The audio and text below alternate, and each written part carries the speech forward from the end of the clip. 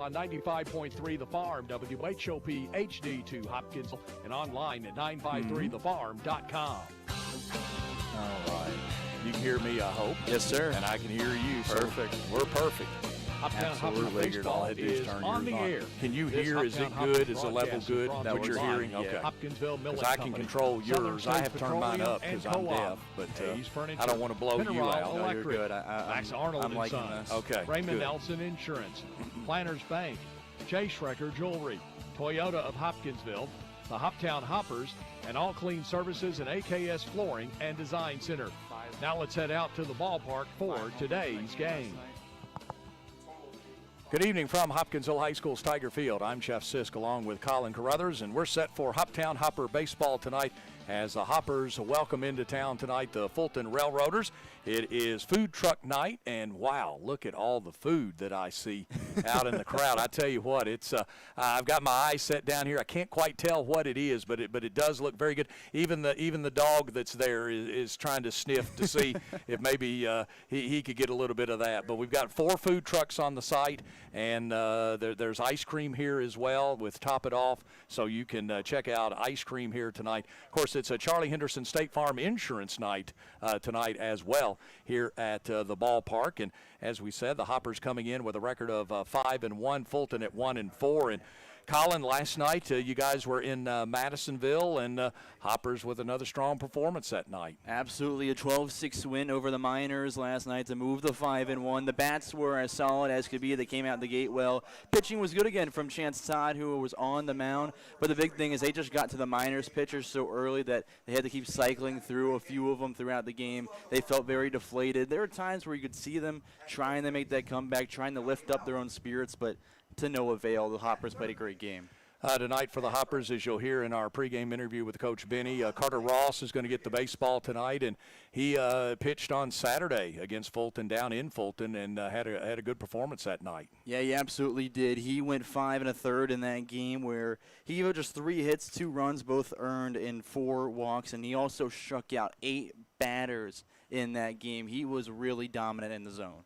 Well, we have the coaches meeting with the umpires at home plate, and then we're going to have the ceremonial first pitch. We're also going to have the national anthem as well. So we're going to go ahead and get to our first break of the evening, and when we come back, we'll hear from Coach Benny. We had an opportunity just a couple of minutes ago to get a couple of comments from him about last night's game, and then what will be going on tonight and what he expects out of his ball club here tonight as we're getting set for Hoptown Hopper baseball on this fabulous-looking Friday night. Couldn't ask for better weather, just a few high clouds, but nothing, no rain in the forecast or anything like that. So it's going to be a beautiful night for baseball. You still have time to come on out and check out the Hoptown Hoppers tonight as they welcome the Fulton Railroads to the ball field here tonight. We'll be back with more. You're listening to Hoptown Hopper Baseball presented by Chick-fil-A on News Radio 95.3.com.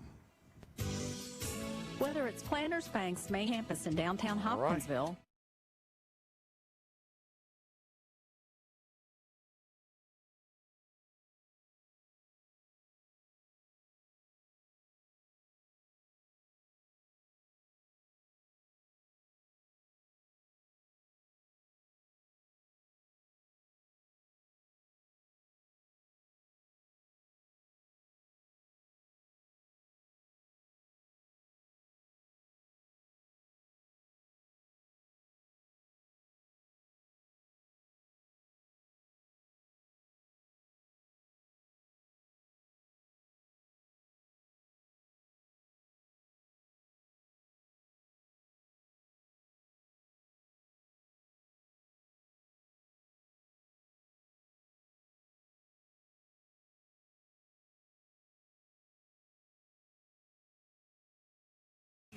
.3 The Farm, your home for country's greatest hits.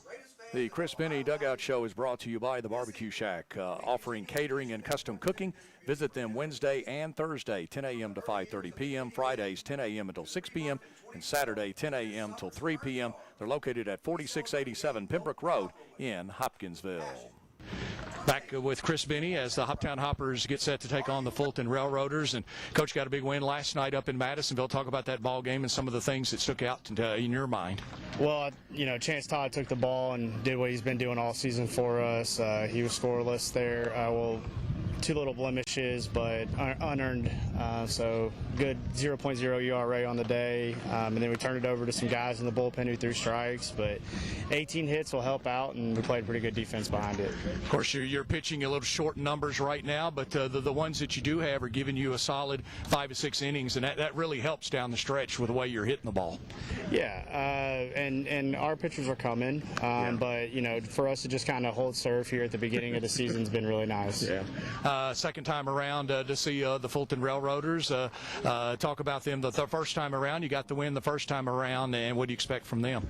Well, they're always a really hard team for us to play. I mean, I feel like through the last 4 years we've had some really good battles with them, and I think Charlie, the general manager, and JD, the coach, they do a really good job over there. And so they're going to be really competitive, a little bit older of a club than us, but ready to go to war tonight. Of course, on the mound tonight, looks like you're going to go with Carter Ross. Talk about what he brings to the mound. Yeah, Carter Ross, big right-hander out of Midway University. He threw the Saturday game last week and did really well, so we're hoping for a repeat from him this evening, and gonna expect a lot of heavy fastballs and a really good off-speed stuff. All right. Coach, best of luck. Yeah, thank you. All right, that's Coach Chris Benny. We'll have more from Tiger Field as the Hoppers get set to take on the Fulton Railroaders. You're listening to Hoptown Hopper Baseball on 95.3 The Farm.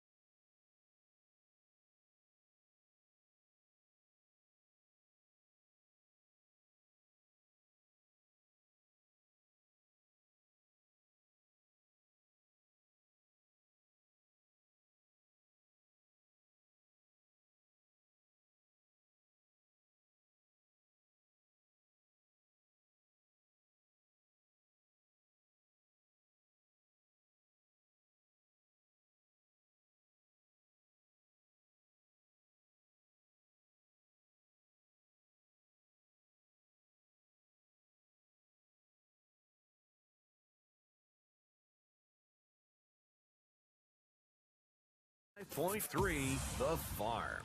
Back at Tiger Field, they are introducing the starting lineups for tonight, but it's time for us to check our game time weather, and it's brought to you by tonight's sponsor, Charlie Henderson State Farm Insurance. Partly cloudy tonight with lows around 66. South winds at around 5 miles an hour. Sunshine mixed with clouds at times again tomorrow. Highs level off around 86. 70 tomorrow night, mainly cloudy skies. Mid-80s Sunday and Monday with storms both days. That's the forecast from the WHOP Weather Center. I'm meteorologist Megan Mulford. Right now, it's 83 degrees. Whether you're shopping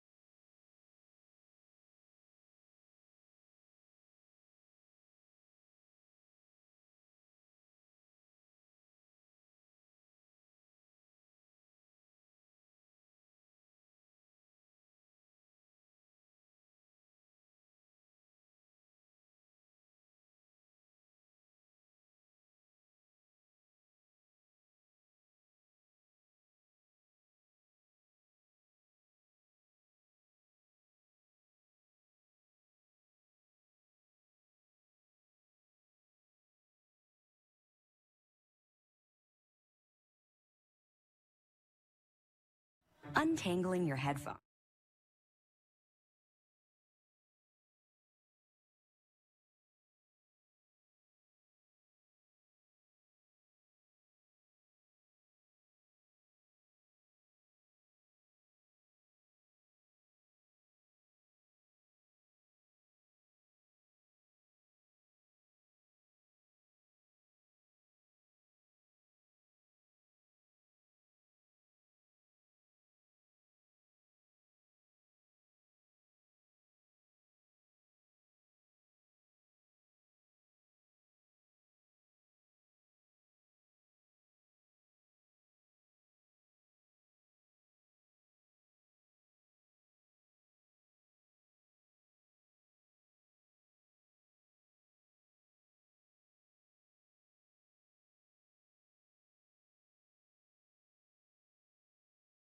95.3 The Farm. Welcome back to Tiger Field. It's time now to take a look at the starting lineups. They're brought to you by Riken Elastomers. Join the Riken Elastomers team with process operator starting pay at $20.50 an hour. Top out in a year at $24.43 an hour plus shift premiums for second and third shifts. And an excellent benefit package that includes employee paid benefits day one of employment. Call 270-475-2150, extension 214 to learn more and to take a look at the lineup for the Fulton Railroaders. Here's Colin.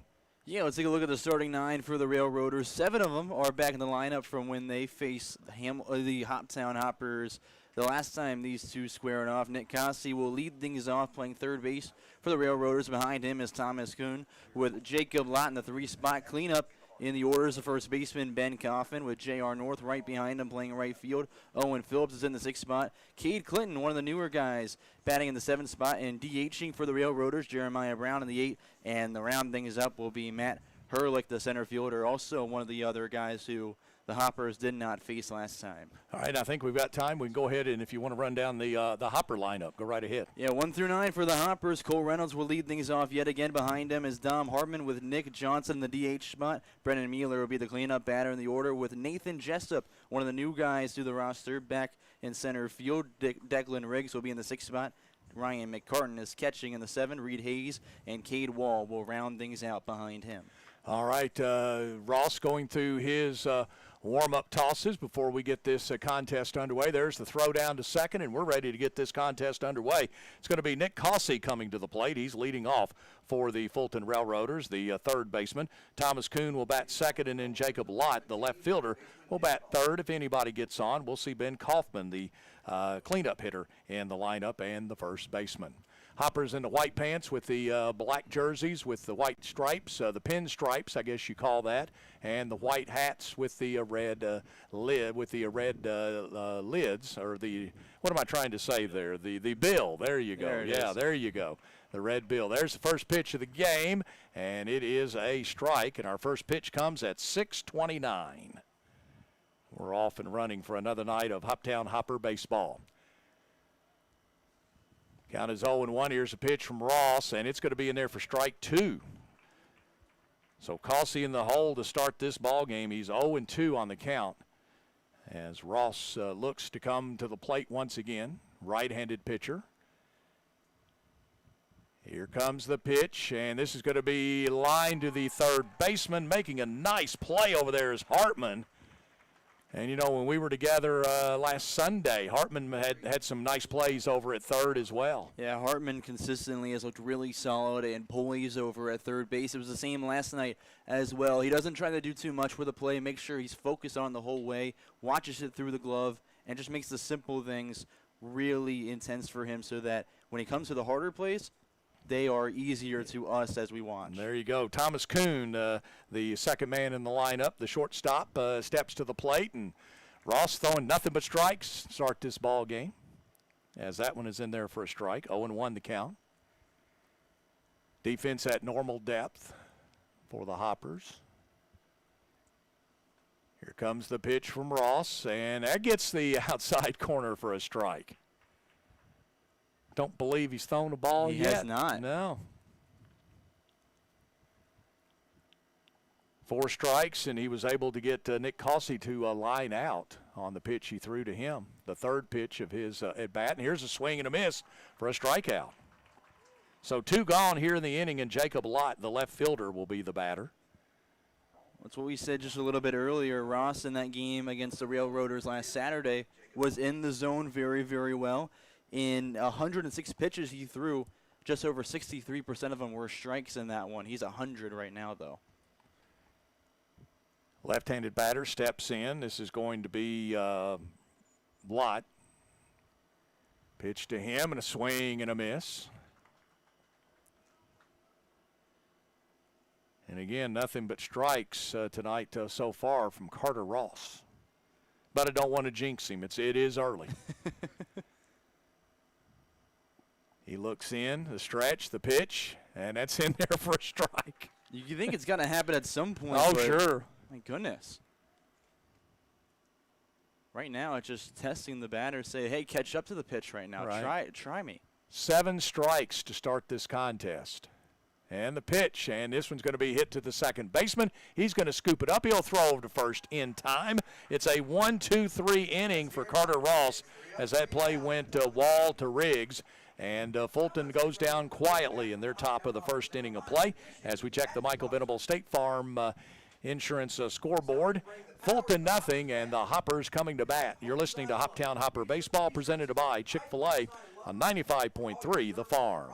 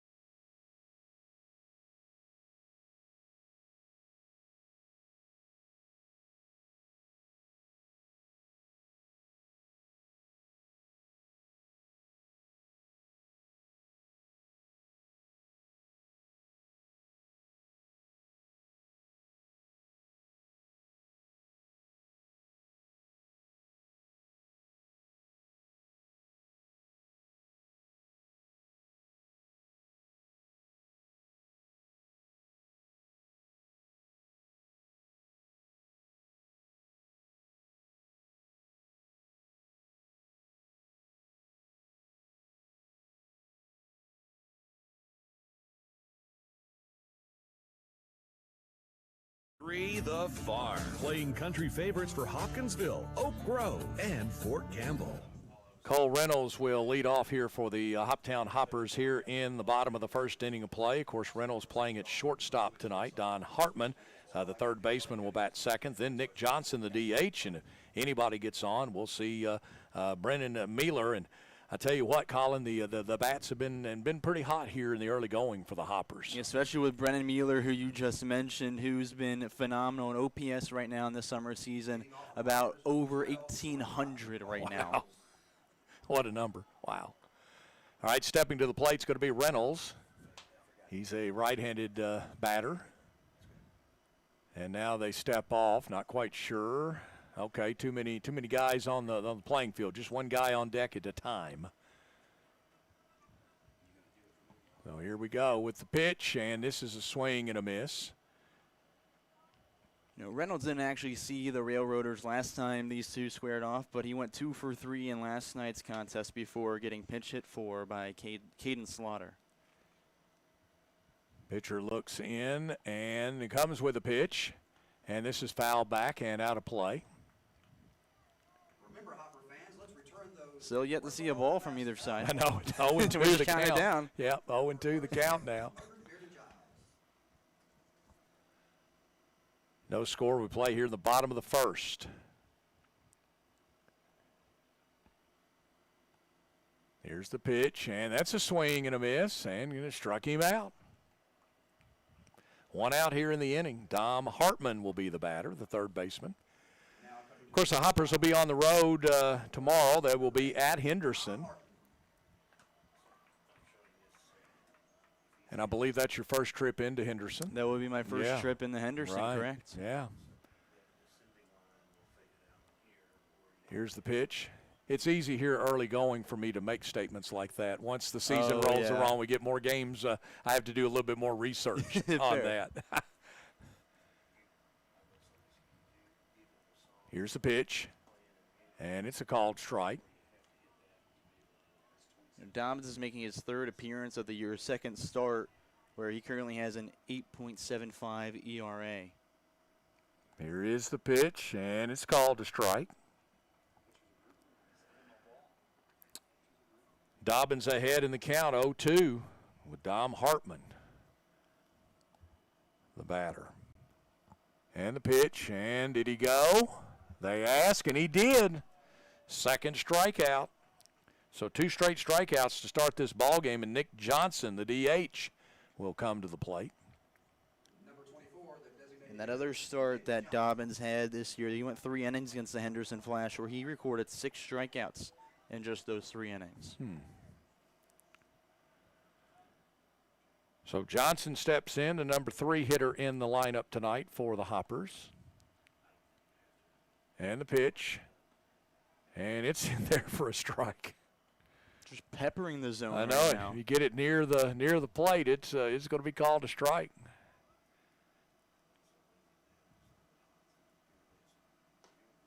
And there's I believe, the first ball thrown of the ball game. Finally. Yeah. We got there. 1-1 to count.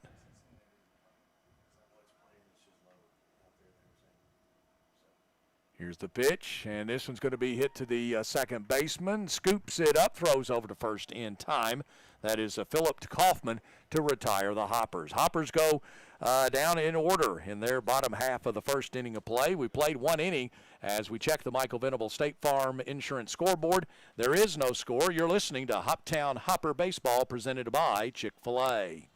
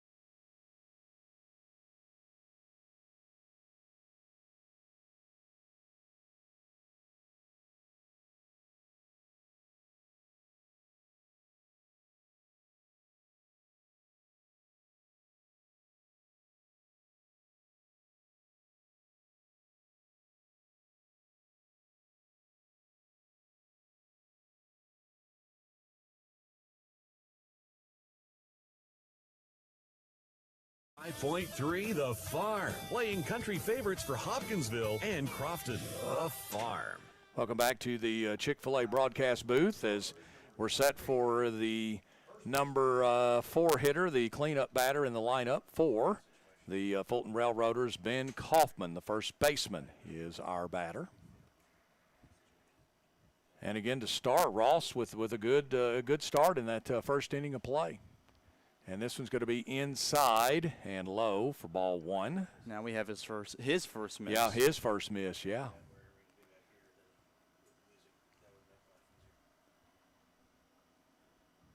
Here's the pitch, and this one's going to be hit to third. It's a slow roller, but he's got plenty of time, and the first baseman, Riggs, unable to dig that and out of the dirt.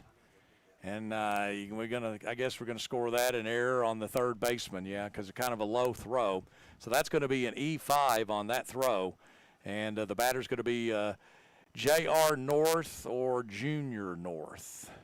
J.R. North, right fielder for the Fulton Railroaders.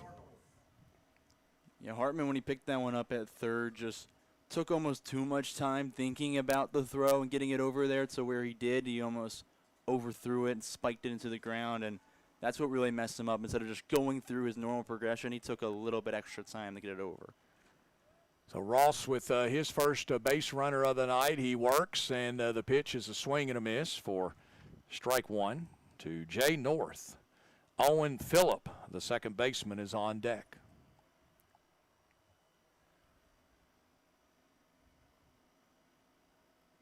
Here's the pitch, and this one's high and tight inside.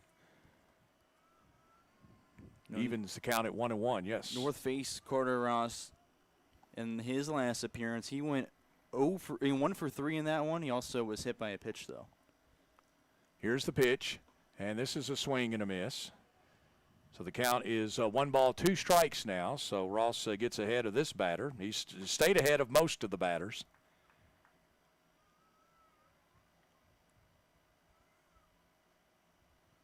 Pitch, and this one's going to be a chopper to short. They're going to get one there, throw over to first in time for the double play. As it goes 6-3 for the double play. So that error at the moment doesn't hurt you. No, it doesn't. At all. You kind of erase that with that nice double play as Reynolds took the ball, had 3 steps to make, stepped on the bag, and was able to throw over to first and get the runner before he crossed the bag for the out. It was closer than you think at first. And this hits the batter right on the side of the knee, it looks like, as he'll limp down to first base. And, I mean, he took one for the team there. There was no movement whatsoever. My initial response would be to try to get out of the way. Oh, yeah, he just sat there. He stood there like a statue. So we got a hit batter now. So good thing for the double play. And Cade Clinton, the DH, will be the batter. And that pitch is a ball. First ball to him thrown is a ball. So 1-0 the count. And Clinton's one of the two guys in the starting 9 for the Railroaders who did not face the Hoppers last Saturday. Throw over to first, but the runner gets back.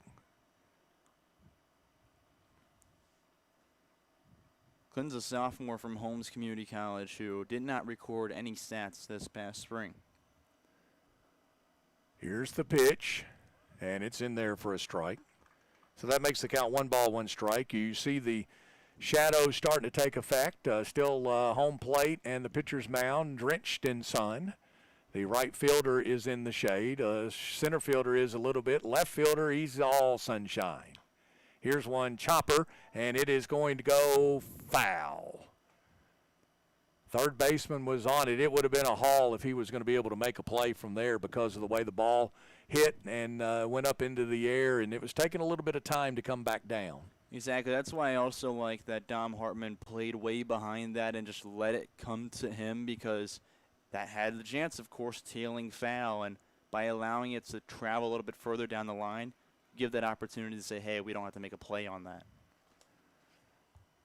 1-2 the count, and here's one, a swing and a miss for strike 3. So 2 strikeouts now on the night. So in the inning, there was 1 error.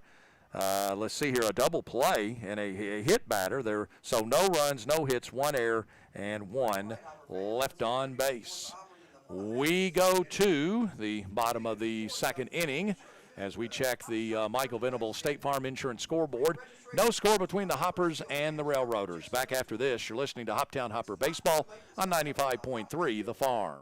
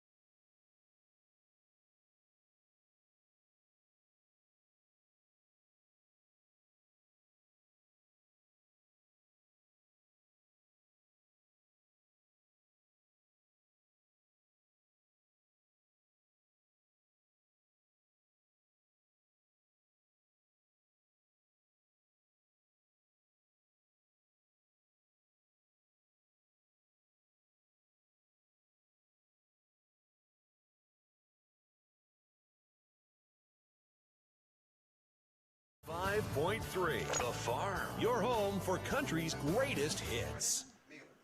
For the Hoppers, it's going to be the cleanup batter as the Hoppers went down in order, 1, 2, 3 in the bottom of the first inning of play. So Brennan Mealer, the left fielder, and man, he's been red hot, hasn't he? Absolutely has. He enters the game batting .583 so far this summer.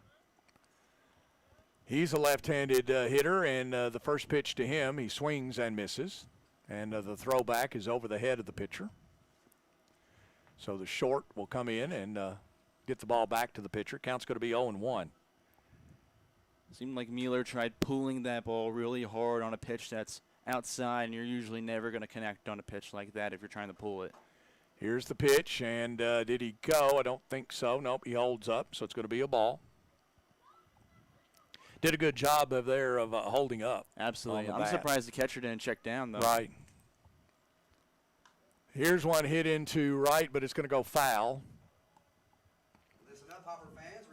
Looked like he kind of got under that one when he went to hit it and just popped it up in foul territory. Absolutely. Just got underneath and then popped up with his swing on that one.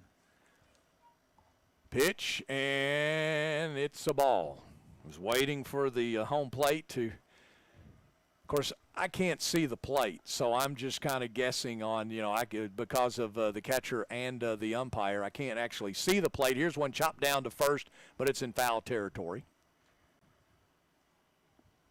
And the count will remain 2 balls, 2 strikes. We're in the bottom of the second inning. No score here from Tiger Field, the home of the Hoptown Hoppers.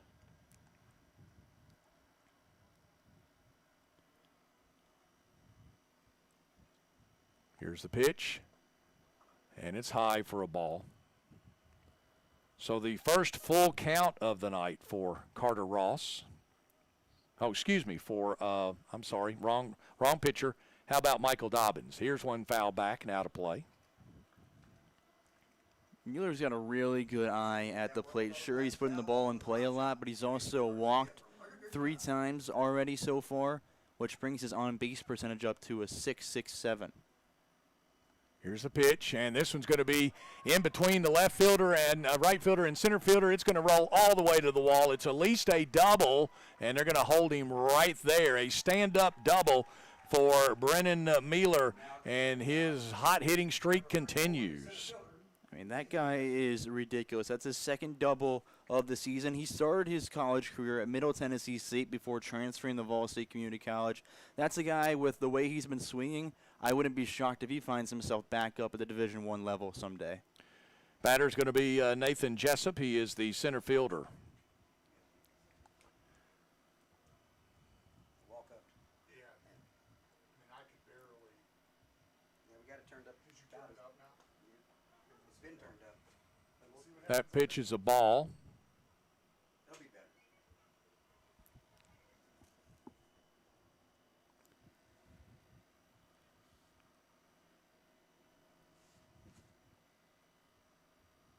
Here's the pitch, and that's ball.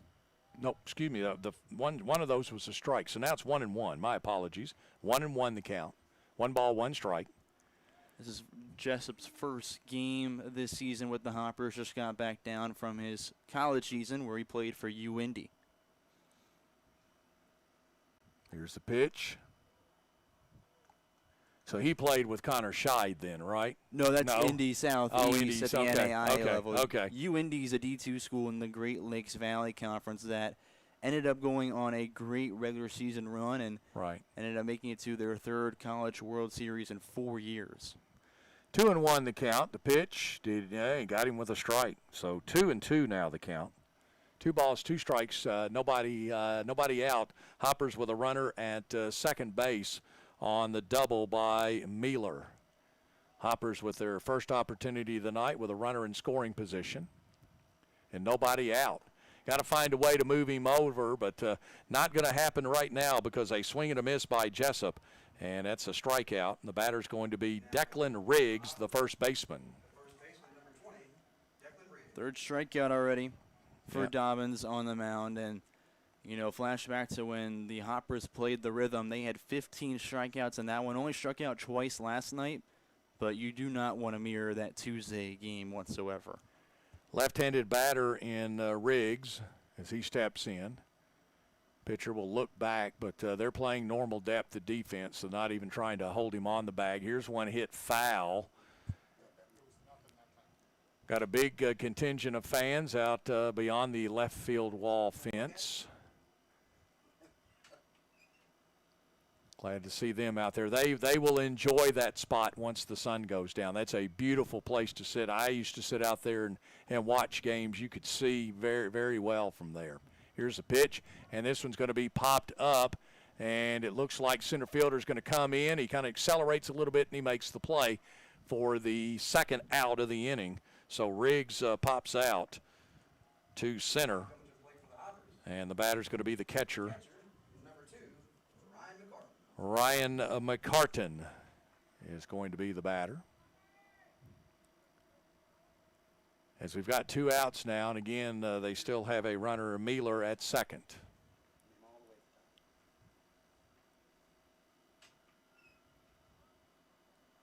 And he swirls around, but nobody on the bag to throw to.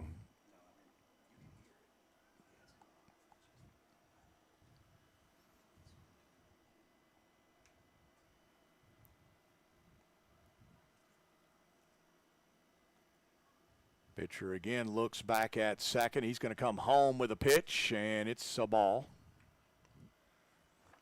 So 1-0 the count now to the batter, McCartan. McCartan did not play in last night's 6-run win, but against the Railroaders last Saturday, went 1 for 4 with a walk. That was a ball that he hit into the netting in right field. Pitch catches the outside port of the zone, and it's going to be a strike. 1-1 the count now.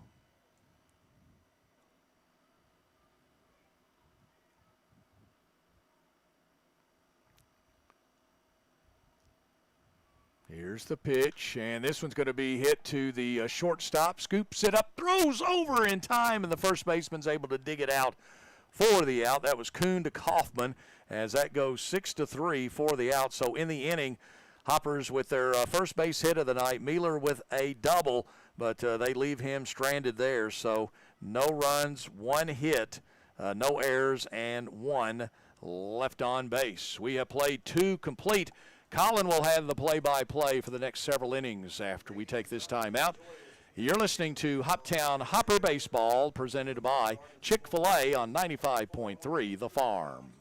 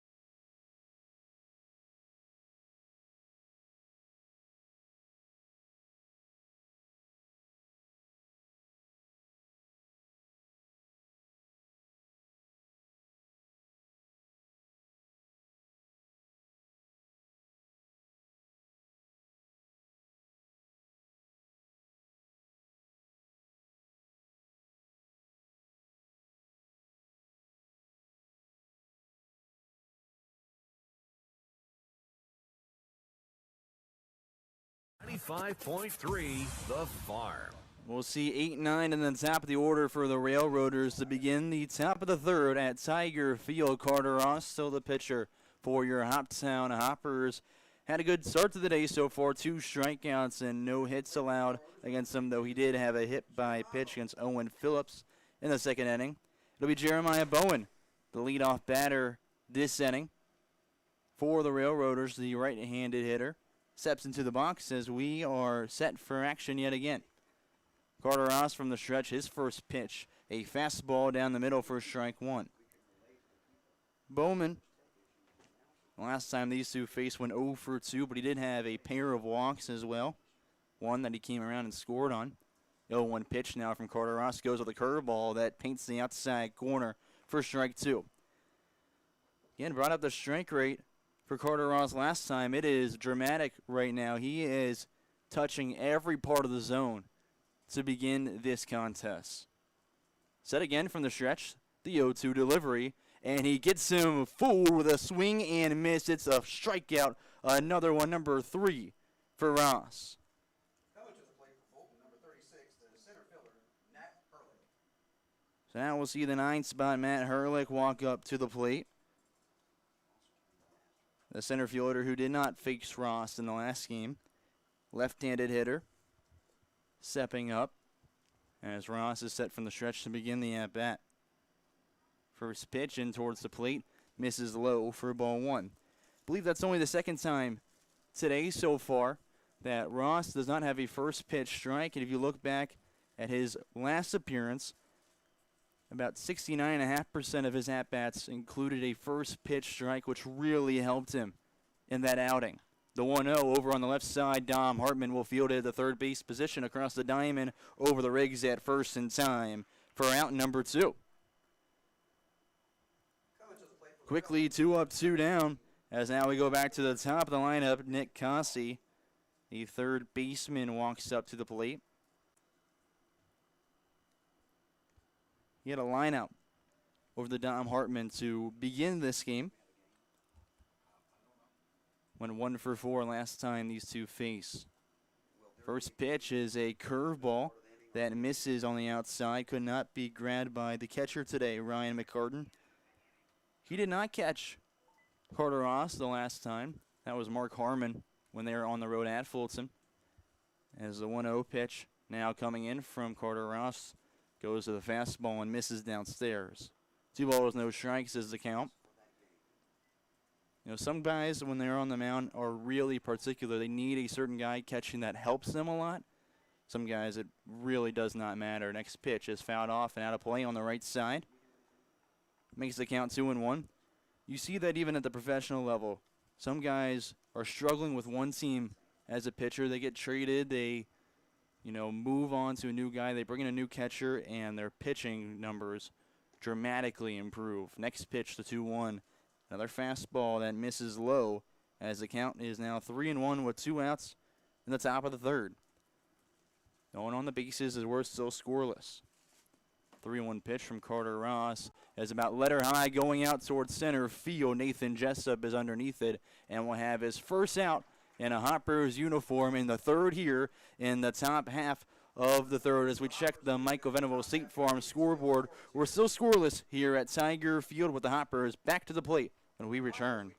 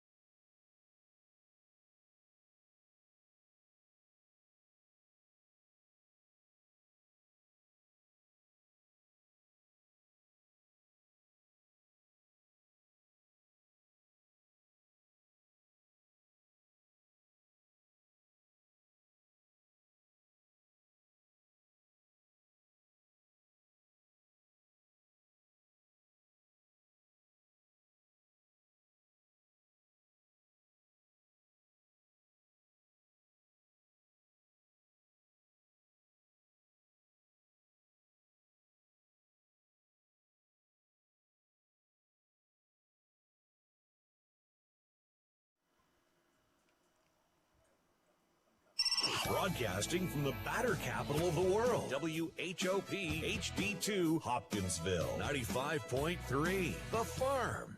Reed Hayes will lead things off for the Hoppers in the bottom half of the third inning. We're in the same spot of the order that the Railroaders just were, 8-9, and then the top we'll see for the red and black.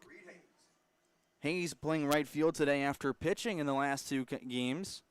He did play the field against Full Count, but only pitched last night against the Miners. His first pitch of the game is a fastball down the middle for strike 1. Can you say that again? Hayes struggled against the Railroaders on the road in Fulton, went 0 for 5 in that one. Next pitch comes in and is a called strike at the knees. No balls, 2 strikes quickly. Dobbins has already struck out 3 batters, 2 in the first and 1 in the second, being Nathan Jessup. Now the 0-1 comes to the plate and misses eye high. 1 ball, 2 strikes. On deck behind Hayes will be Cade Wall. And then the top of the order. Dobbins working quickly through the windup, comes to the plate and gets him the foul tip, a pitch, and we'll do the 1-2 all over.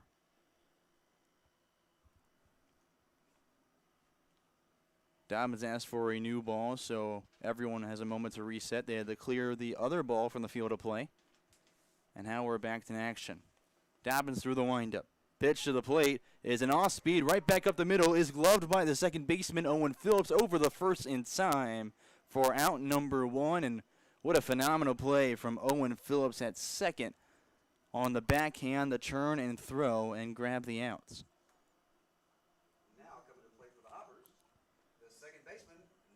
So now we'll see Cade Wall, the second baseman tonight, in the 9th spot for the Hoppers. Also did not play yesterday. His first pitch of the game. He swings on up the middle as well. It's the shortstop, Thomas Kuhn, who throws it over and beats him by about half a step for 2 straight outs. So we've gone from a 4-3 ground out to now a 6-3 ground out. And the top of the order will come up for the second time today with Cole Reynolds. Reynolds struck out swinging in the leadoff spot to begin the first inning. Now the shortstop trying to make up for it. Has a curveball for his first pitch that misses high for ball 1. Reynolds had an off day when they went to Fulton, but did play last night in Madisonville. He went 2 for 3. Second pitch is upstairs and outside. 2 balls, no strikes against Reynolds. Dobbins on the mound spends his time in the spring at UT Arlington. Now the 2-0 over to the right side is down the line and tails foul. That'll be the first strike of the at-bat to make the count 2-1. So Reynolds, after going about a quarter of the way up the line, will return back to the right-handed box to face the right-handed pitcher again, who pitches at UT Arlington, but I believe is looking for a new home and school this coming fall. 2-1 pitch delivered now to the plate, and Cole Reynolds swings through it for strike 2. 2 outs right now in the bottom of the third with a 2-2 count. No one on the bases. Dom Hartman stands on deck if we can get to that point. If Reynolds is out, it'll be the second time they've gone 3 up, 3 down early in this game. The even count delivery from Dobbins is upstairs and misses big time as the count runs full. You go back to that game at Fulton. The Hoppers did struggle a little bit at the plate, even though they won that game. That's what kept the Railroaders in it for the longest portion, as Reynolds chases after one, a curveball outside the zone for the 4th strikeout of the day for Dobbins on the mound. As we take a look at the Michael Venable State Farm scoreboard, we've played 3, and we are still scoreless here at Tiger Field. When we return, we'll see 2-3-4 for the Railroaders. Whether you're shopping for an engagement ring or you just need a little something for a birthday gift, J. Schrecker Jewelry can help you find just what you're looking for with our wide selection of jewelry and gift items. And of course, gift wrapping is always free. We're open Monday through Friday, 9:30 to 5:30, and Saturday from 9 until 2. Or shop online by visiting our website at jschreckerjewelry.com. J. Schrecker Jewelry, 909 South Main Street in the heart of historic downtown Hopkinsville. Folding a fitted sheet, programming the thermostat, matching your socks. Why are simple things sometimes so complicated? Thankfully, with an auto owner's insurance independent agent, getting the right coverage for your home doesn't have to be one of them. So you can get back to more important things, like finding that missing sock. That's simple human. –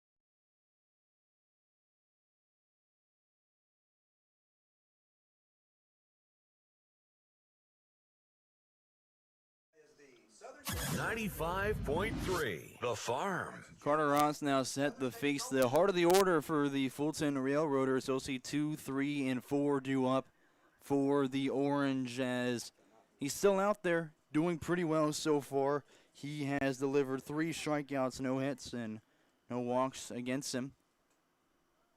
Went 3 up, 3 down last inning with a strikeout, a ground out, and a fly out to center. Now Thomas Kuhn will walk up, who struck out swinging back in the first inning and went 1 for 5 against him last time. A right-handed hitter to face the right-handed pitcher. The first pitch of the 4th is an off-speed curveball that dips down too late for ball 1. Kuhn, a Grenada, Mississippi native who played with the Railroaders last season, awaits the 1-0 that runs inside for ball 2. Plays at Erskine College, where this past season had a 176 batting average and a 300 flat on base percentage. So was walked quite a few times. 2-0 pitch. It misses low, and Carter Ross has delivered a 3-0 count to Thomas Kuhn. Hasn't been a walk yet for Carter Ross so far, though he has a hit by pitch to Owen Phillips. So you look back to the last game for Carter Ross, walked 4 guys, but that was also against 8 strikeouts. He throws one right down the middle, get back in the zone for a 3-1 count. Yeah, if you stand there, 9 times out of 10, home plate's going to call that a strike on a 3-0 count. Absolutely. The 3-1 pitch now from Carter Ross goes and tries the corner and just misses. It'll be a leadoff walk for the Railroaders. Kuhn on first, Jacob Lott walks up to follow him at the plate. 0 for 1 with a ground out to the second baseman, Cade Wall, to end the first inning.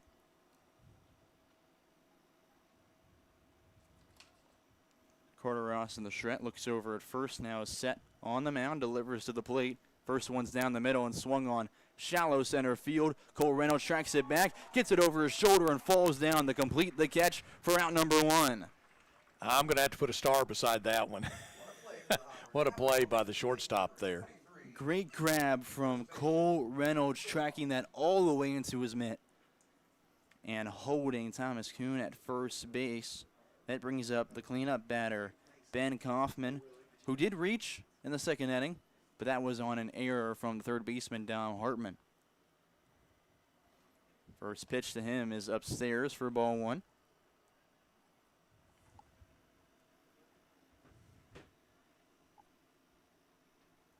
Kaufman, who is from Montlow State Community College, is finishing up his freshman year and swings on the next pitch, who fouls it on the left side. Evens the count 1-1. At Montlow State, he had a .318 batting average. So far this summer, though, it's a .182 batting average and 11 at-bats headed into this game. The 1-1 pitch from Carter Ross on the outside, just too far, cannot be framed by McCartan for ball 2. McCartan had a good frame on it, brought it in quickly, just could not fool our home plate umpire today, Rick Erickson. Excuse me, the 2-1 pitch. Runner takes off. It's a swing and miss. Throw is there, and the tag is not in time by Cade Wall. That'll be a stolen bag for Thomas Kuhn. That's our first swipe of the day. But it does even the count. 2 balls and 2 strikes against Ben Kaufman, with J.R. North on deck. Carter Ross set again on the from the stretch. Delivers to the plate. It's a dribbler on the left side, stays fair. Dom Hartman gets it off his glove and keeps it in front of him. Runner is safe on first as Kuhn moves from second to third, and he's right there to try to take this lead. It would have been a tough play if he were able to get that cleanly and make a throw across his body. You give that a single? Let me see what Game Changer has done. I'll wait for that one before we get an official call. We're gonna be consistent here. Runners on the corners with 1 out. J.R. North at the plate, swings on the first pitch and fouls it backwards out of play. Only 1 out in the fourth with 2 on, 1 in scoring position. That being Thomas Kuhn. J.R. North last time grounded to do a double play. Okay. That one's up the middle, over the top of Cade Wall. That'll bring in 1 run, and they all advance just a bag. It's an RBI single for J.R. North. Railroaders take an early 1-0 lead.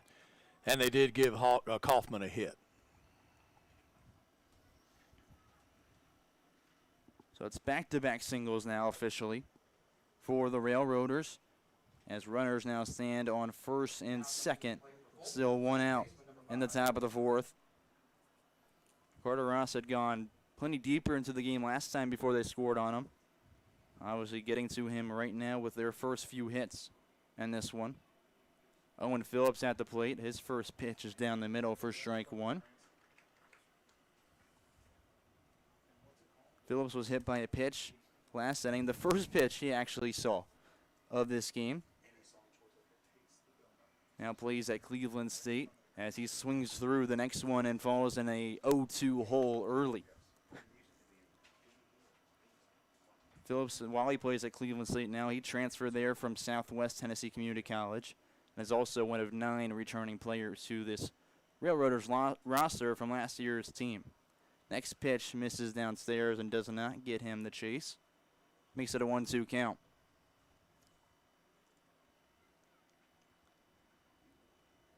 Still runners on first and second with 1 out in the top of the fourth. A 1-0 lead for the Railroaders. That next one is hit out towards left field, tailing foul, and it stayed in the field of play, but the left fielder, Brennan Mueller, cannot get to it in time. It lands, and we'll do the 1-2 over again as Phillips is awarded a new life.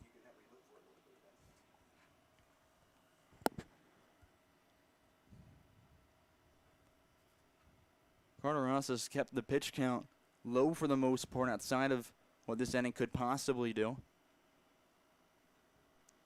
Last game, he delivered just over 4 pitches per batter face. It took 5 to get a punch out in the 4th strikeout of the day for Ross.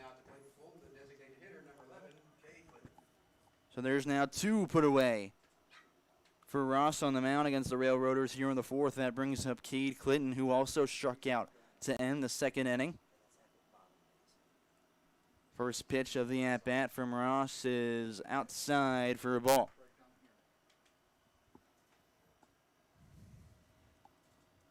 Clinton, again, we mentioned earlier, plays at Holmes Community College, finishing up his sophomore year there. Still hasn't got time on the field. He swings at the second pitch, out towards right center field. Nathan Jessup going back on it, and that one's going to clear the wall for a 3-run home run. Railroaders take a 4-0 lead.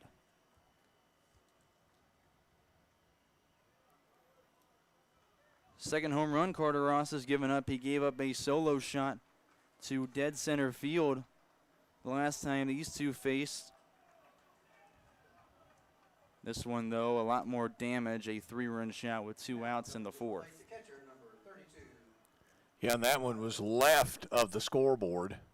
I guess that would be right center. I mean, it was a shot. Jeremiah Bowen at the plate. His first pitch misses the zone, and Ross got to make sure he's staying in the strike zone to respond well after giving up a home run. Don't want to let it shake you too much. 1-0 pitch from Ross is belt high, popped up in the infield. Ryan McCartan underneath it and will grab it in foul territory to end the inning. 2 pitches before that, though, it was a 3-run homer, and a run came in on an RBI single as we check the Michael Venable State Farm scoreboard. Railroaders lead 4-0 against the Hoppers as we head to the bottom of the 4th.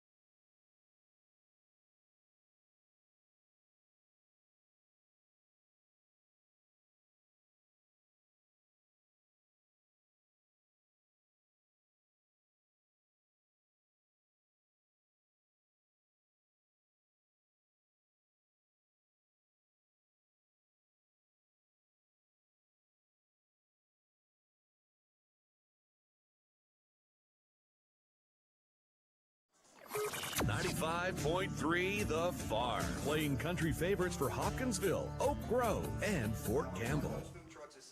And a really fun night here in Hopkinsville, Kentucky, as there's plenty of food trucks in attendance for this game as the Hoppers take on the Railroaders.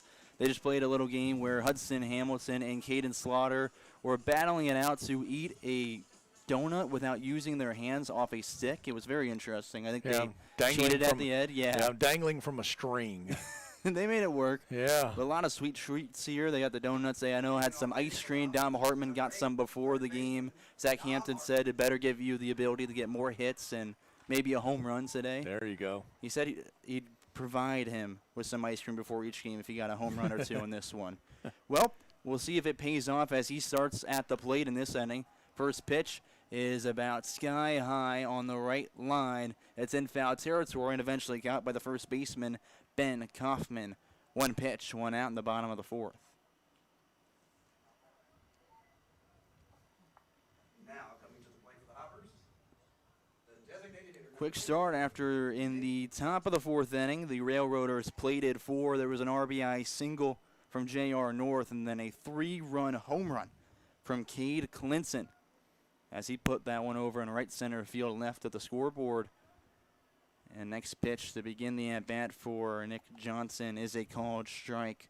Johnson, 2 for 4 day last night, as well as a walk and 5 plate appearances. He had a ground out to the second baseman, in the first inning, as the next pitch comes in and misses for ball one. It's a 1-1 count to Johnson with Brendan Mueller on deck. Long pause as Dobbins now the leg kick and delivers a curveball that is way high for ball two. Dobbins so far on the day through 3 1/3 has 4 strikeouts while allowing only 1 hit. Next pitch, he goes back to the slider, and it's outside. 3 balls, 1 strike with still 1 out in the inning. Dobbins works through the windup. Pitch is painting the outside half of the plate for strike 2. Got him with the fastball and froze him as the count runs full to Johnson. Johnson's the DH today for the Hoppers. As the next pitch comes in yet again and misses outside, he reaches for the first time today with a walk. So with Johnson on, Brendan Mueller in the cleanup spot will approach the plate, and this is a very dangerous bat for Dobbins on the mound. Mueller, a guy who can smoke a baseball, has 2 home runs on the year, both of those into the same game. They were back-to-back at-bats for him. So far today, though, he has just a double, as next one runs inside for ball 1. That double led off the second inning, though it was 3 consecutive outs right behind him in the order. So he did not move up from there. 1-0 is the count as Dobbins comes back to the plate. It is lifted towards the left side of the infield. Third baseman Nick Cossi underneath it in the corner of the infield and will catch it for out number 2.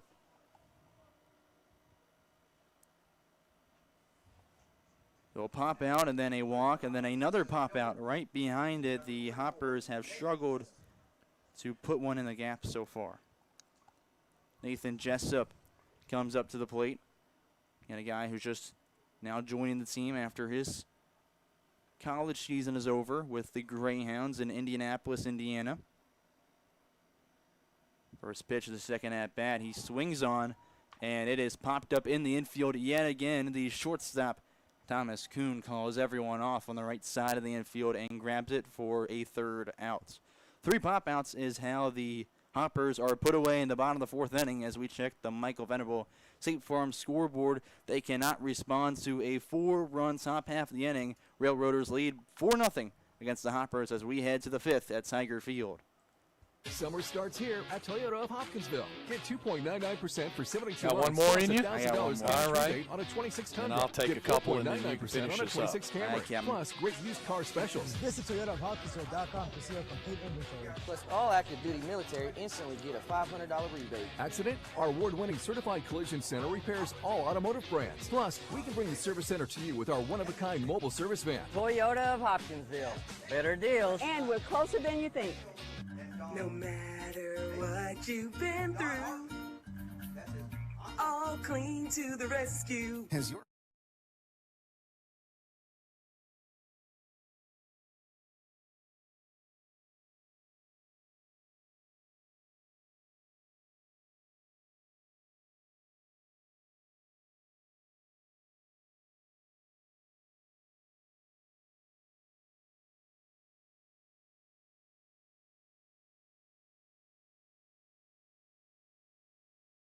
The Farm, playing country favorites for Hopkinsville and Crofton. The Farm. After seeing 7 batters come up to the plate and 4 cross home plate, the Railroaders are back to the dish for another inning of work, trying to tack on to their 4-0 lead as you join us here for some Hoptown Hoppers baseball on 95.3 The Farm. Carter Ross, the starter, still out there on the mound. After a struggling inning, it's the one that has given him the most fits so far this summer, but he responded decently well with a 2-pitch out after giving up a 3-run homer.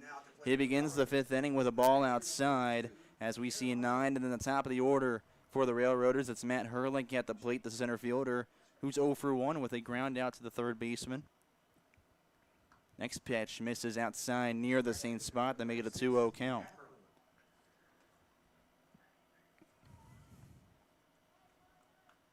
Herlick plays at the College of Wooster. The only guy from there to make this roster and make it down to the Ohio Valley League, actually, this year so far. Next pitch, change-up outside, makes it a 3-0 count. Obviously, that could change, though, as rosters change throughout the summer. By July, some of these teams will be completely flipped, almost like a reno house. The 3-0 pitch is in the dirt for a 4-pitch leadoff walk. So Herlick is aboard as now we see the top of the order yet again for the third time for the Railroaders. Nick Cossey comes up, who's 0 for 2 on the day, with a line out to Dom Hartman at third and a fly out to Nathan Jessup in center field. The righty stepping up. First pitch of the at-bat, it's a curve that misses for ball 1. Cossey also plays at Montlow State Community College, where this past sophomore season for him, he served as a two-way guy, pitching and hitting at the plate. Next one misses downstairs. 2 balls, no strikes is the count. Obviously, Cossey playing third base right now for the Railroaders. Likes the corner infield when he plays for Montlow State as well. 2-0 pitch delivered from Ross, and it just misses the knees for ball 3.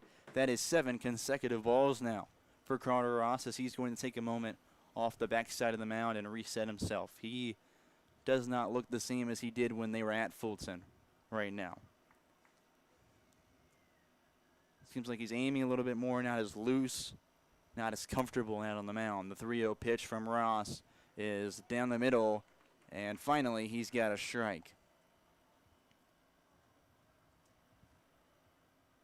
As a two-way guy for Montlow State Community College, Cossey had a .395 batting average and a .476 on base percentage. He swings on the next pitch and fouls it off, and Ross now works a full count after going into 3-0 hole. Still got Matt Herlick standing on first base with no outs in the top of the 5th. On deck is the shortstop Thomas Kuhn. Carter Ross setting now in the stretch. Leg kick towards the plate is the pitch and misses about 5 levels upstairs for back-to-back walks. No one in the Hopper bullpen at the moment, but Coach Benny's going to go out and he's going to talk to his pitcher. I'm not surprised with this visit right now, again, because he looks really out of rhythm compared to the way he was looking at Fulton. He was, again, really comfortable, and he was just feeling himself. You could see it as he walked out to the mound, as he walked off it at the end of innings. He was feeling really good and smooth on the rubber. And this one, it just feels like he's jittery. He's really questioning everything he's throwing. He's aiming a little bit more than just reeling back there and releasing the ball. And everything's just gotten away from him so far. Talked about it last time, too. Ross is from Somerset, Kentucky, where he went a full month with the Midway Eagles without pitching. He pitched in February, pitched in April, but did not pitch the entire month of March. So we didn't see too much consistency on the mound. I was shocked by that, by the way he was throwing at Fulton. But right now you're seeing how some of it can really throw you off.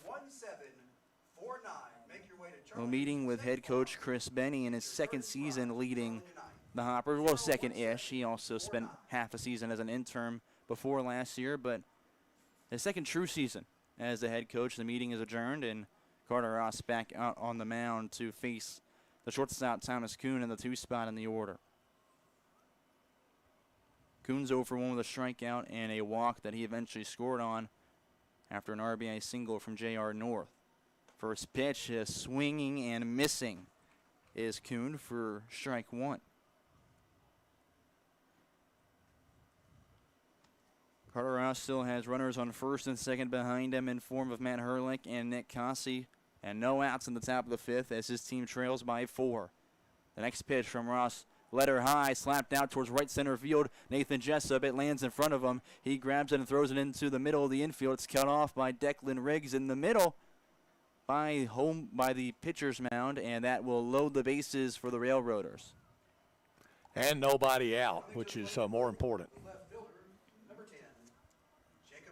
Really dangerous spot right now, as you mentioned. No one warming up so far for the Hoppers, but that also I see a little activity now. Yeah, Someone's there's walking little activity now. Don't know if they're warming up or coming back into the dugout.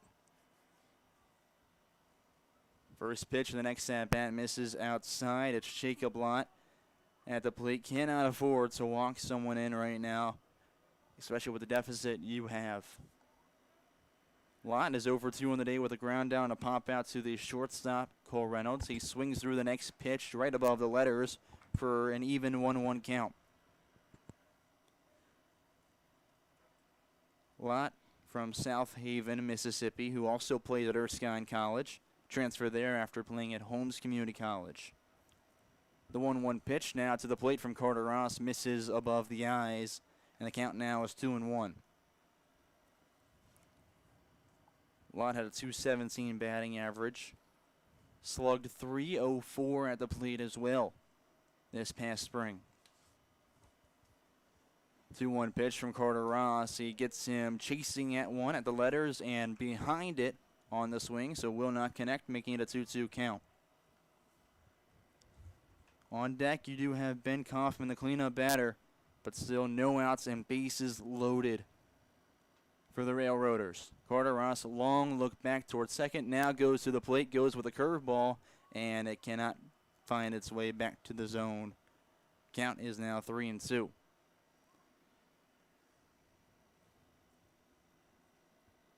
Accepts the first sign. Now set again on the mound.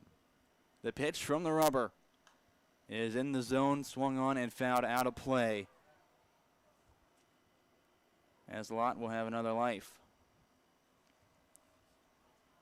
Herlick stands on third, Cossey on second, and Thomas Kuhn on first after back-to-back walks and then a single from Kuhn out towards center field.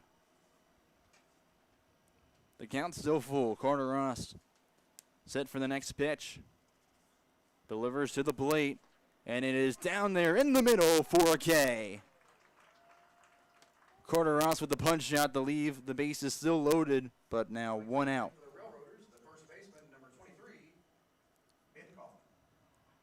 That's strikeout number 5 for Carter Ross. Remember, he had 8 the last time these two battled each other. Ben Kaufman at the plate now with a 1-for-2 start to the day. First pitch is fouled on the right side. A broken bat, though. He snapped that near the barrel and set a portion of it up the left field line. So the count starts 0-1 against Ben Kaufman. He reached on an error from Dom Hartman to begin the second and had a single in the first. He scored on that one after a 3-run homer.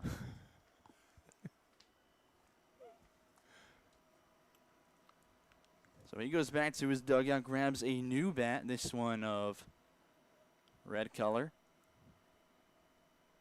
And now is all set back in the right-handed box to face Ross with an 0-1 count. Sit on the mound, looks back, now goes to the plate with the pitch and gets one at the knees for strike 2. An 0-2 count to Kaufman. J.R. North stands on deck, who had the RBI single an inning ago. A strikeout here would be monumental for Ross. The 0-2 pitch to the plate is lifted towards left field, down the line, and just foul. It one-hopped over the fence, but thank goodness it landed probably about 6 inches foul. If that one was fair, it would have been at least 2 runs, and probably just that to make it a 6-0 game. Instead, a long strike as we do the 0-2 over.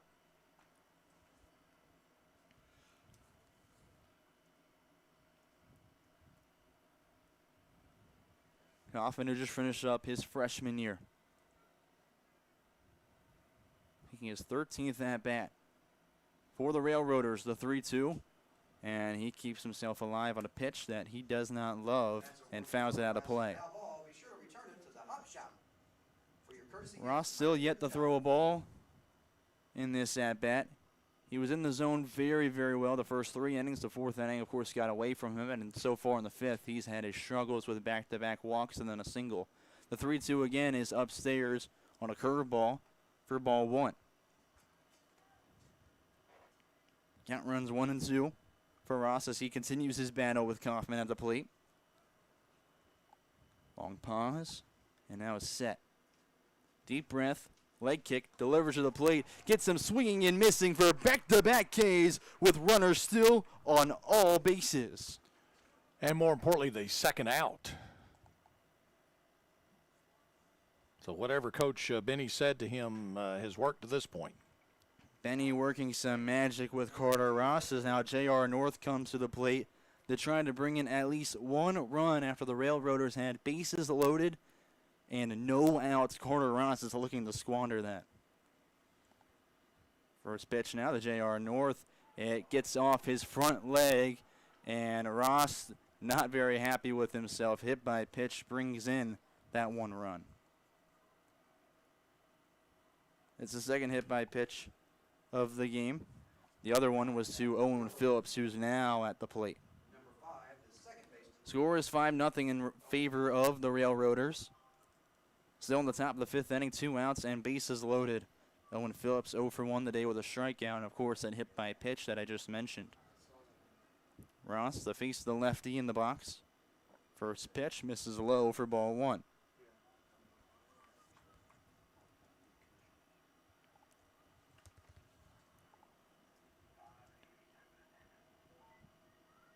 Long pause as everyone resets. Now from the rubber, Carter Ross's next pitch, swing and a miss from Phillips for strike 1. Count is 1-1 with still 2 outs. Carter Ross also in the last game struggled to get guys out within 3 pitches or less. He only did that just under 35% of the time as the next one swung on and out of play on the left side. Hasn't done that too often in this one yet either. The first and second inning, sure, he really did because everyone was swinging almost first, second pitch. That was for the Railroaders and the Hoppers. This time, though, they are working the count and waiting for a pitch that they like and driving it so far. 1 ball, 2 strikes, still 2 outs. Carter Ross looking to get out of the situation. Starts to go around. They'll point down to see if he did, and they'll say he held up in time as the count is now 2-2. Would have gotten him out of the bases loaded jam with only 1 run coming across. Instead, he's still got to make a pitch to get out of the inning. Deuce is wild in the 5th.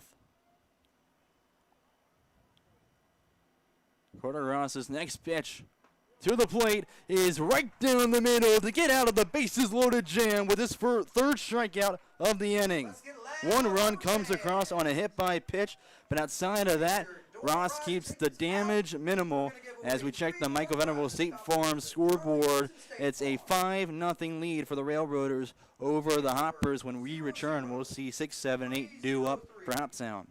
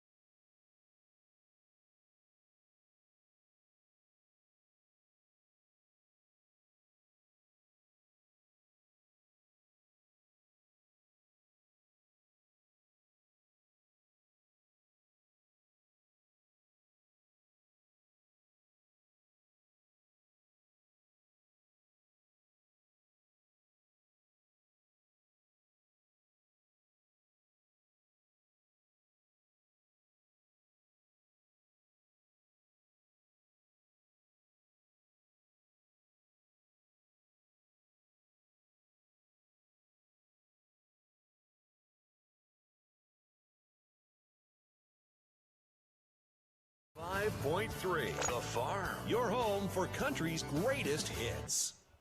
Only 1 run came across the plate after the Railroaders had bases loaded and no outs. It was only hit by a pitch that brought in that run against Carter Ross. Now we'll see Declan Riggs, the leadoff the bottom of the fifth inning for the Hoppers.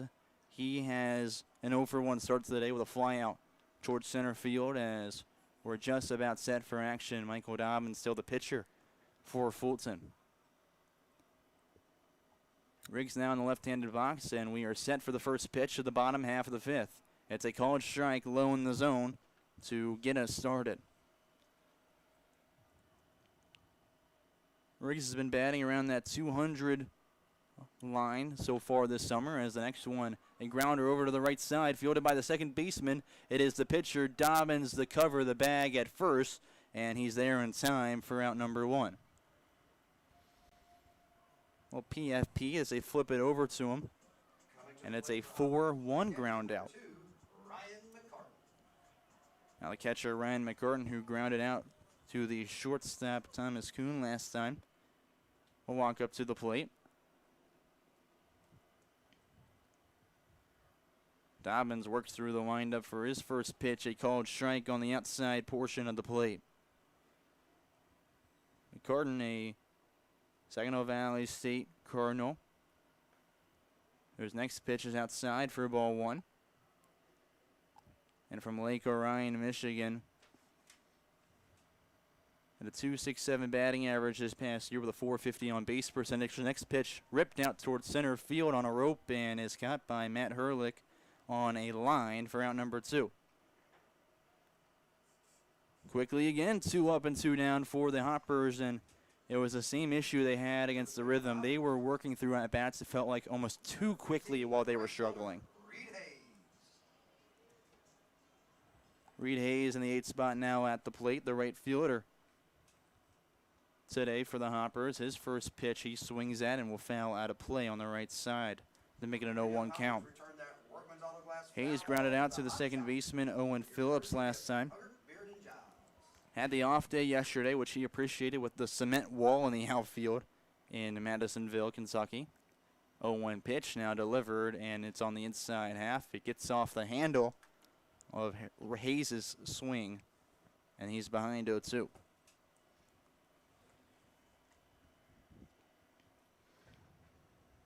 He's back in the box and now set to continue the righty-righty matchup. The 0-2 pitch delivered to the plate. Hayes starts to go around, holds up as it's in the dirt for ball one. Nice hold. I didn't know if he'd be able to pull back in time. I thought he was going to be all the way around for a strikeout. Now the 1-2 pitch to the plate is plenty outside. Count is 2-2. Dobbins been solid so far. He struck out 4 batters and still only allowed 1 hit through 4 2/3. Accepts the sign. Now the pitch to the plate. He goes with a slider that he will be rang up on. Strike 3. It just catches the inside portion of the zone as the Hoppers go 3 up, 3 down. Dobbins retires the side as we check out the Michael Venerable State Farm scoreboard. Railroaders lead the Hoppers 5-0. Southern States at 1106 West 15th Right, I'll Street do in a couple Hopkinsville here is moving. And to help give you with a the chance move, to they're catch your having breath. a sale on livestock essentials. You got a lot. I mean, you're putting up balls and strikes, and keeping your book, and like a 16-foot red economy gate for just $100, regularly $139.99. Yeah, that's the first K Soon they'll be looking. joining Southern States Today. Petroleum at It is. 5475 Everyone Canton struck out Pike, just off the bypass, bringing everything together in one convenient location. Stop by now, save big, and get ready for the move with Southern States. Looking for a personal way to shop for furniture? Herb Hayes Furniture and Mattress now offers Furniture by Appointment, an exclusive experience designed around you. Every Monday from 10 a.m. to 3 p.m. Enjoy one-on-one assistance and a quiet showroom to find the perfect pieces for your home. We make shopping comfortable and stress-free. Call or text 270-886-8121 today for your personalized appointment. 95.3 The Farm. We move to the top of the 6th inning of play. It is going to be the bottom of the order now for the Fulton Railroaders. It's Cade Clinton, the DH. Big home run, a 3-run home run back in the 4th inning of play. He struck out in the 2nd in the First pitch to him is a ball. So 1-0 the count. And Jeremiah Bowman, the catcher, will be on deck for the Railroaders, and that pitch is in there for a strike. So that evens the count at 1-1. Now there is activity in the bullpen for the Hoppers. There were 2 throwing. Now I just see 1.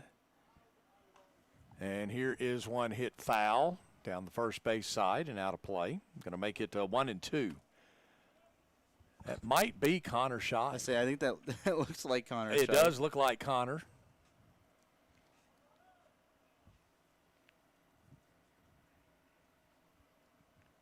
Here's the pitch, and got him looking, strike 3. Backwards K. At the 8th strikeout tonight. Now he matches the amount of strikeouts he had last time he faced Fulton. That one, the first one, he gets backwards on the day. Jeremiah Bowman, the catcher, he's 0 for 2 tonight at the plate. Struck out in the 3rd and popped out to the catcher in the 4th. That is Connor Schott down. Okay, good. Had him on the radio this morning. He hadn't been here but just a couple of days, I think. Yeah, I got down here, I want to say 2 nights ago. Played last night, understand. That is correct. He got out in his first 2 at-bats and followed it up with back-to-back singles. 1-1 the count with 1 out, and here is one hit between the third baseman and the shortstop. That's going to be a base hit.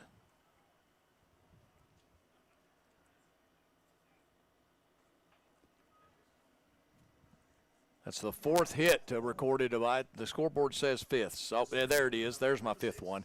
5th hit of the ball game. I believe there is another guy warming up in the bullpen. That it looks like Carson Knowles is warming up for the Hoppers alongside Schott. Man, you've got good eyesight, and I wish I had that.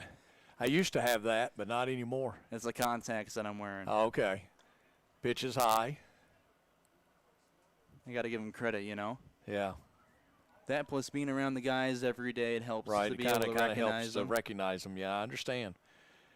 Nate Herlick is the batter. And they throw over to first, but getting back in time is going to be Bowman.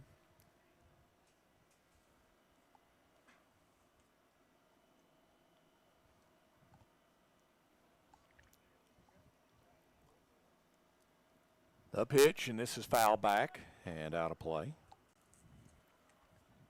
So that makes the count 1 ball, 1 strike.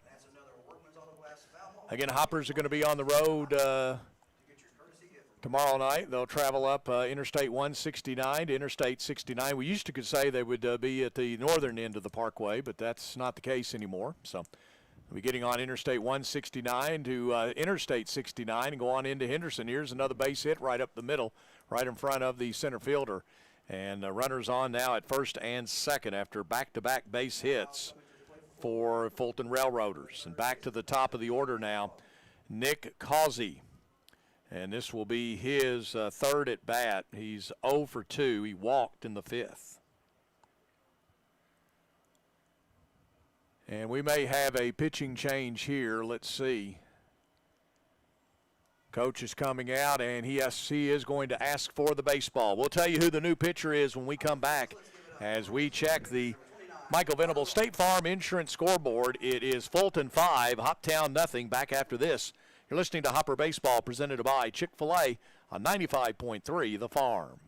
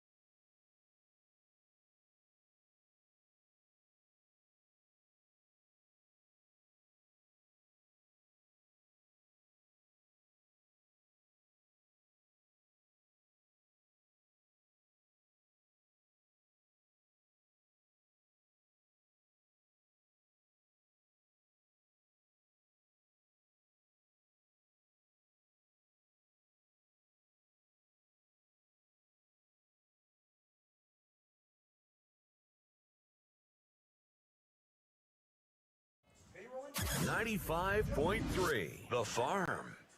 Our new pitcher tonight is going to be Carson Knowles for the Hoppers.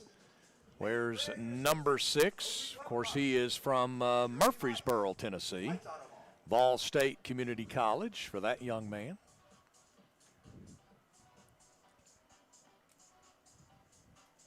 Carson Knowles is going to be pitching for the second time this year. He pitched back on June 1st against the Paducah Chiefs, went 1 2/3 in 28 pitches that he threw. Gave up 3 runs. Only one of them was earned on 3 hits, 3 walks, and 1 strikeout.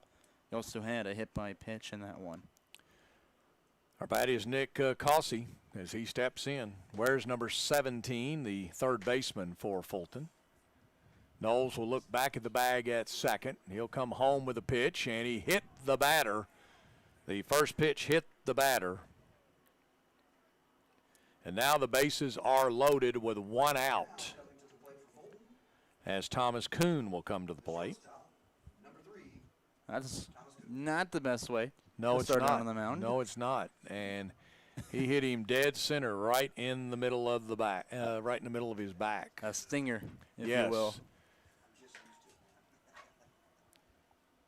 5-0 in favor of the Railroaders, and they have now the bases loaded. Here's one popped up, and don't believe it's going to be deep enough. Right fielder comes in, and he'll make the play, and that will be out number 2.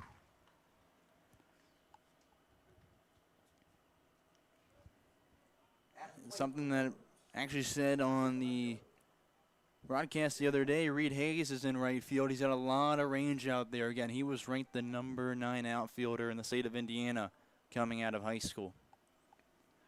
The batter now is going to be Jacob Lott. Struck out in the 5th, popped out in the 6th, and then grounded out 4-3. Count now is 1 ball and no strikes. He just barely missed the inside half there. Yeah.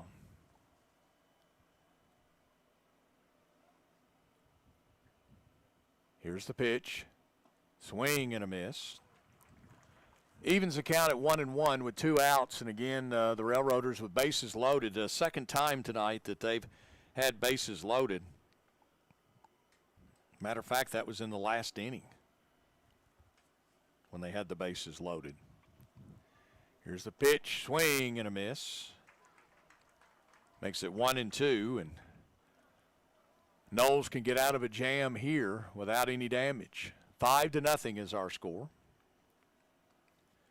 Couple of hits in the inning, and this is fouled back to the netting.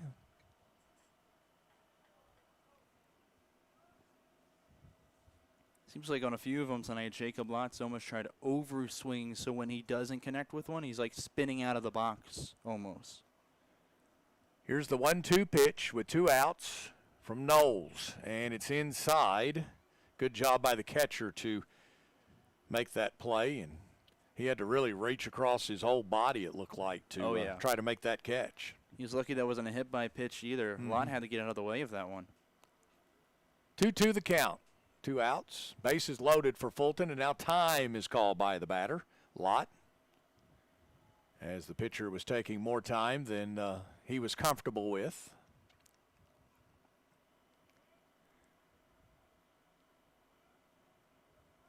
Here's the pitch, and it's high. Outside, ball 3. Count is full, 3 balls, 2 strikes. Nowhere to put Lott without scoring a run. Knowles comes to the plate, and this one's outside for ball 4. I think they're going to call a balk on Are they going to call a balk? Okay. So a balk is called. Of course, we're enclosed, so we cannot hear that. So a runner will score on a balk, making it 6-0 now on 6 hits, no errors. 0-1-1 for Hoptown tonight. They've been limited to just the 1 hit, a double for the Hoppers, and here is one foul back into the netting. And the count will remain full at 3 balls, 2 strikes. Base open, but you want to get the out here to go ahead and get out of the inning with just the 1 run scored to this point.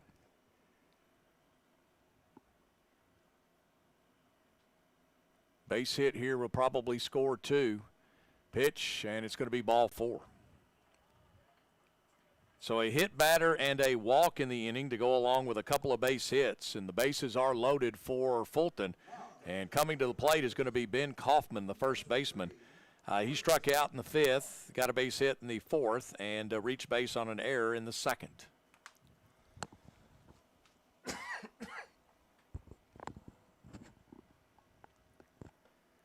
There, pitch is in there for a strike. 0-1 the count. We're in the top of the 6th inning of play.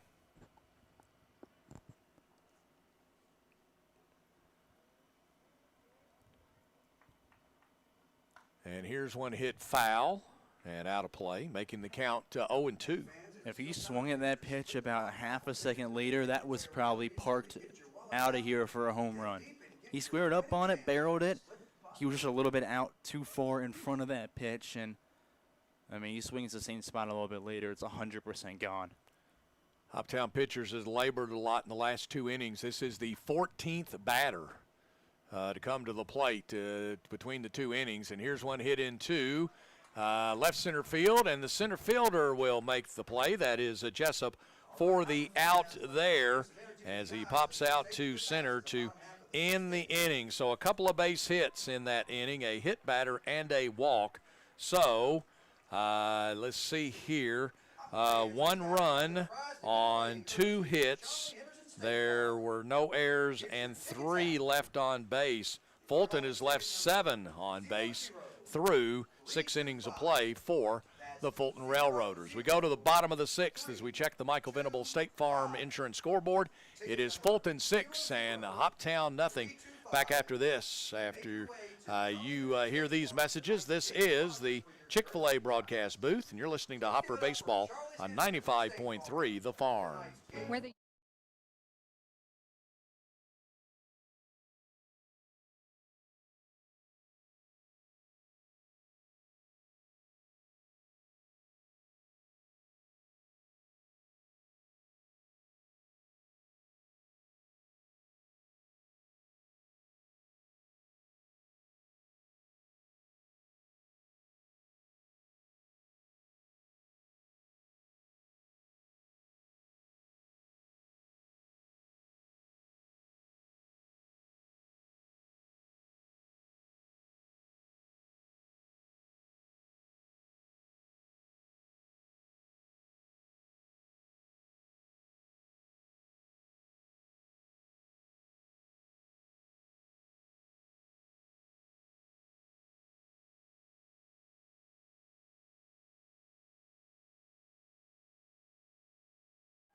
Cade Wall puts down the bunt, and he's going to run it out. Nice play there. Silo single by Cade Wall. Let's give it up for Cade in the Silo Event Center. The bunt single is successful. Now to play for the Hoppers, number 12. Cole. And we're back to the top of the order, and Cole Reynolds will now be the batter. We're in the bottom of the 6th, and the Hoppers with the bunt there, I guess you would say caught Fulton off guard because they were back at normal defensive depth and didn't really see that one coming. Yeah, third baseman Nick Cossey was too far back, and I like the decision there. Just your second hit. You need to get on base with the deficit you're in right now. Here's the pitch, and this one's fouled away. That was kind of a swing there. That ball was coming in quickly, and he was trying to get out of the way and actually made contact with it. So it's 0-1 to the batter. This is Cole Reynolds, the shortstop. He made a good read on that swing because he knew it was going to spin back in, but it was thrown pretty much at its face to start off. Here's the pitch, and it's across the plate for a strike. So 0-2 now the count. Got to find a way to get base runners on. Those were back-to-back phenomenal pitches from Dobbins. Don't need it all at one time, but to God start making some noise here because we're getting late in this one. It's a bottom of 6. 4 more at-bats. Here's the throw over.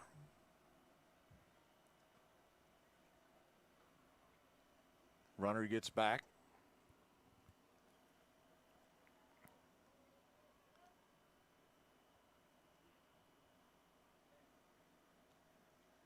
Pitcher looks in, comes, and this is outside. First ball thrown to Reynolds, so the count is 1-2. Nobody out with a runner at first base. That is Cade Wall on the bunt single. Young man from Russellville, Kentucky.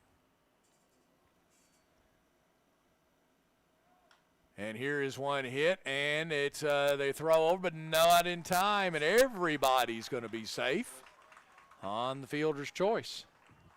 You know, the second baseman there, Owen Phillips, trying to look like Brandon Phillips on that play, getting it in the glove and flipping it from the glove over the second, but the shortstop, Thomas Kuhn, just wasn't in front of the bag to grab that throw over, and that's why everyone is safe right now. So now we've got, let's see here, Dom Hartman, 0 for 2 this evening at the plate for Hartman. He looks back at second. He'll come to the plate, and again it's a bunt right out in front of the plate. They're going to go to first, and is it in time? It is. That was bang, bang. Like I said the other night, I would be doing this. I want you to look at that one. It was really close over there, but again, a really good move to put two in scoring position with just one out. And now you have a prime opportunity to start chipping away at this lead. So one out in the inning. Runners at second and third now for the Hoppers. They can cut it in half with a moonshot here from Nick Johnson, the DH, and he swings and fouls it back into the netting. Of course, Nick, one of the new arrivals to the team, the DH.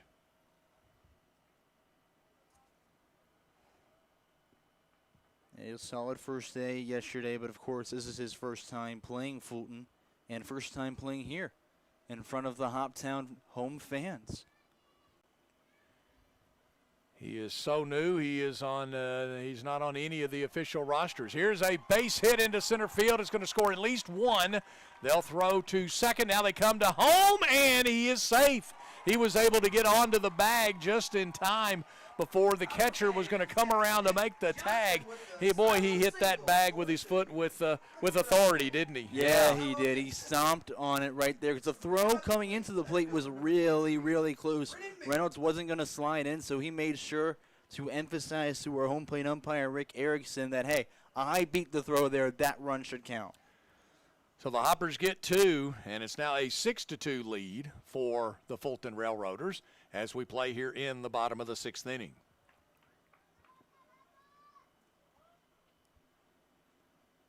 He looks back at second, that being the pitcher. Here's a pitch, and it's a ball. Looked pretty good from where I was sitting. May have been just a little bit high. Yeah, I'm not 100% sure. I'd assume, it's got to be high where that one missed and just broke in late. 1-0 the count with one out. Runner at second now for the Hoppers. And here is one again, hit into center field. A late break for the center fielder, and they're going to hold the runner at third. And Coach did good holding that. He was holding him all the time. He had the stop sign up, but the center fielder kind of bobbled it a little bit. And had Coach Benny known he was going to do that, he might have had the go sign all the way. Yeah, I mean, it still would have been close because he didn't bobble that really bad. It didn't get too far away from him, but I mean, you never know. He's got some speed on the base paths to come around on. Runners at the corners now for the Hoppers, first and second, with one out. And the batter is going to be Nathan Jessup, the center fielder.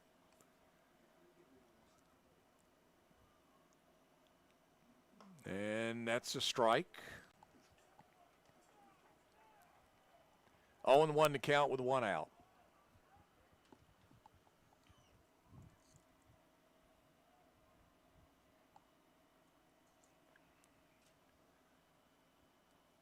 Here's the pitch, and this is a swing and a miss. And Jessup is in the hole now at 0-2. Played as a two-way guy for UND this past year. Recorded just 6 RBIs. An opportunity for his first, though, with the Hoppers right now. Pitch is low for a ball. Of course, he's from Fort Wayne, Indiana. Adam, let us know if there's another game tonight after which inning. Over. 6-2 the score. Again, runners at the corners. This is going to be low and in the dirt outside, but the catcher did a good job. Evens the count at 2 balls, 2 strikes. And great block there from Jeremiah Brown. Saved a run, and you're giving your pitcher and your defense a chance to try to get out of this one with just the 2 runs coming across.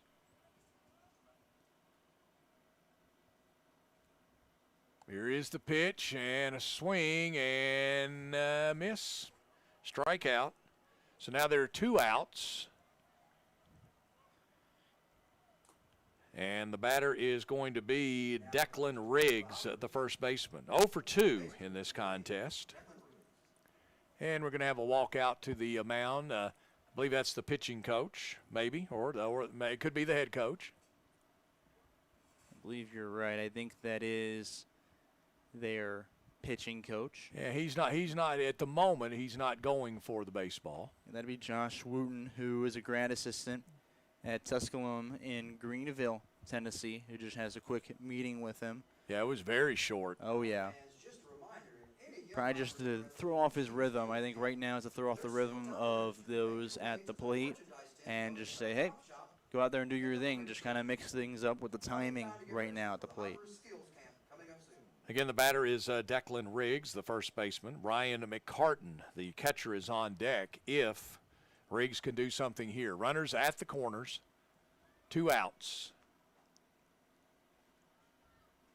The pitch, and this one's going to be hit, and it's going to be scooped up by the second baseman. He'll throw it over the head of the first baseman, so 1 run will score, and runners move up to second and to third, and it's now 6-3. And I'm guessing that's going to be scored as an error, but they've already put a hit on the board. No way. Yeah, that's going to go down as an error. That's got to be an E4 there. Oh, yeah.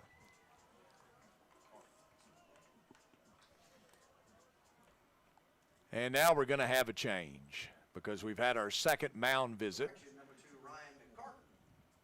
And he is going to get the baseball. 6-3 is our score. We're in the bottom of the 6th. The Hoppers still at bat.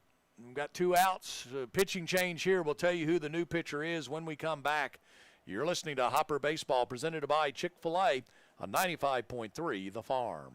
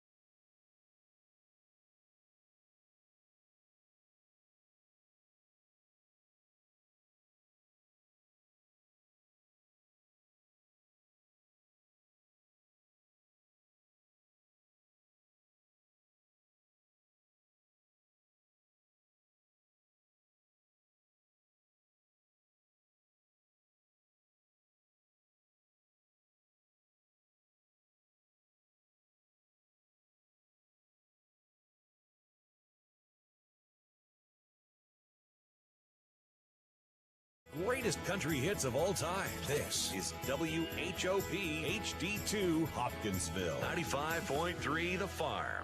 The new pitcher warming up for the Fulton Railroaders is going to be Will O'Brien, wearing number 29 tonight.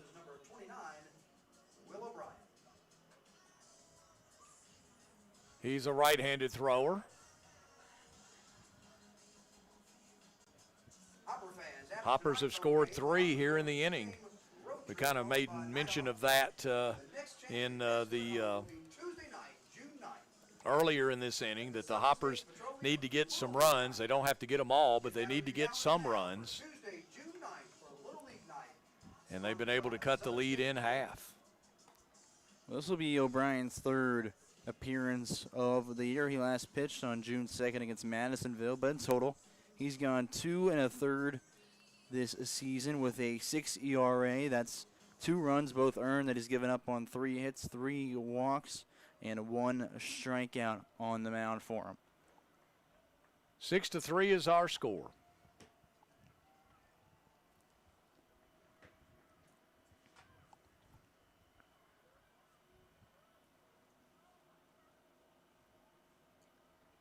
Here is the pitch from O'Brien. It's a swing and a miss to the batter, Ryan McCartan.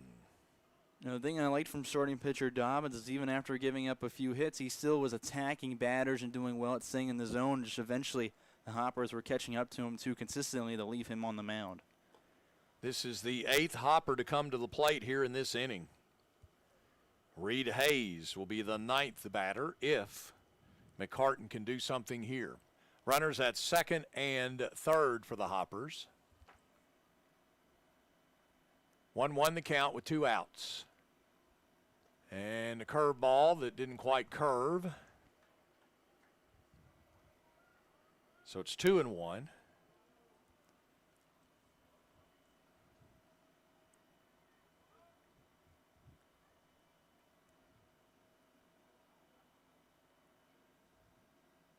Takes a lot of time. The pitch, and this one's foul back. So the count now is 2 balls, 2 strikes, 2 outs.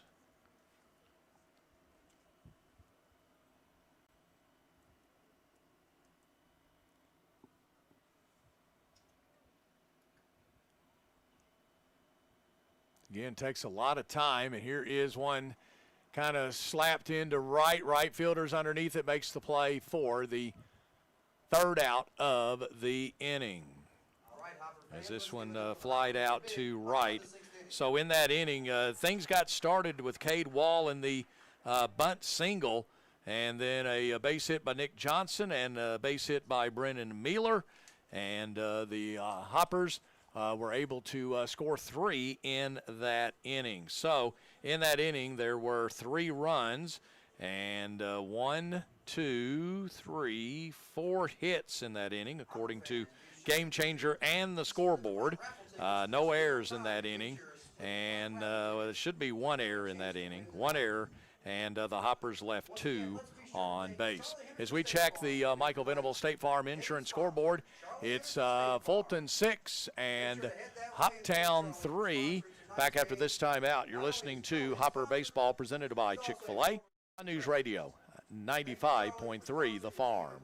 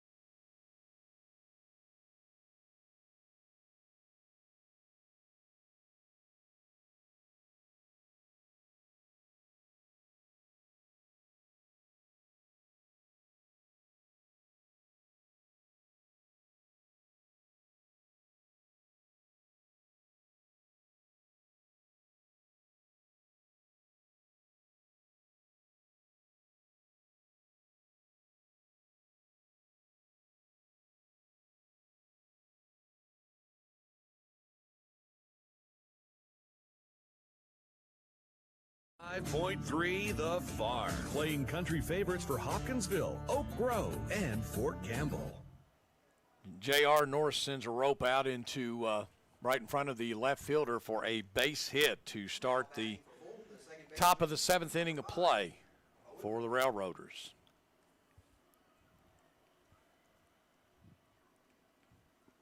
Carson Knowles, the pitcher for the Hoppers. Here's the pitch.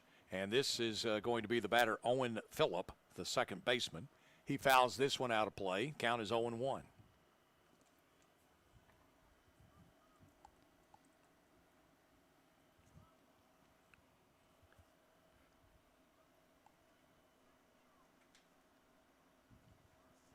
Pitch looks in. Batter is set. He's batting left-handed. Here's the pitch and swing and a miss. Makes the count 0-2 now to Owen Phillip. The last time that Carson Knowles pitched, again, it was against the Paducah Chiefs. he was in the zone decently, but they were just swinging at almost every first pitch, and he gave up quite a few hits in that one.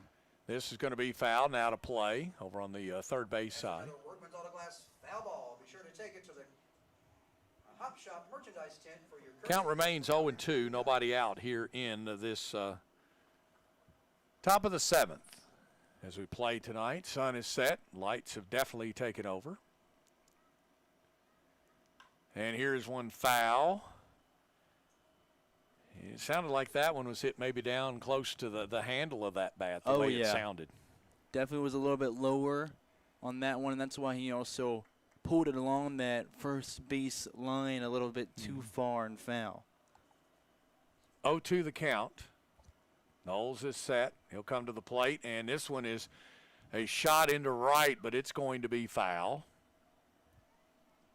Reed Hayes, as he ran after it, threw his hands up and acted like he pushed it foul, because, I mean, that would have easily cleared the fence if it was fair. Yeah, if it was fair, it would have left the yard. That's exactly right. 0-2 the count. Several balls fouled back. And this is low and in the dirt for a ball. 1-2 now the count. Cade Clinton, the DH, is on deck.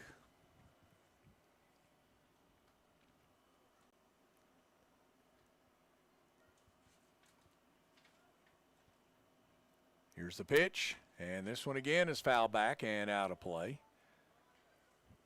Let's get that foul ball back to the Hop Shop merchandise. Haven't heard the attendance number tonight, but it's going to be strong. It's going to be a good number. It's going to be a good number.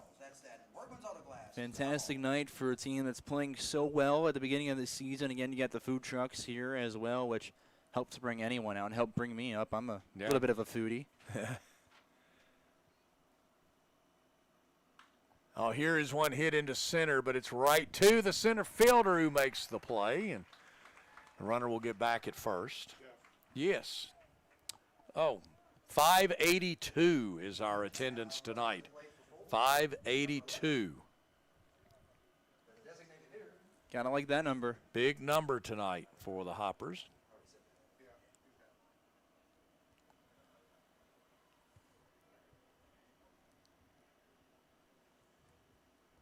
This batter is Cade Clinton, and he fouls this one back. He's in the hole, 0-1 with one out.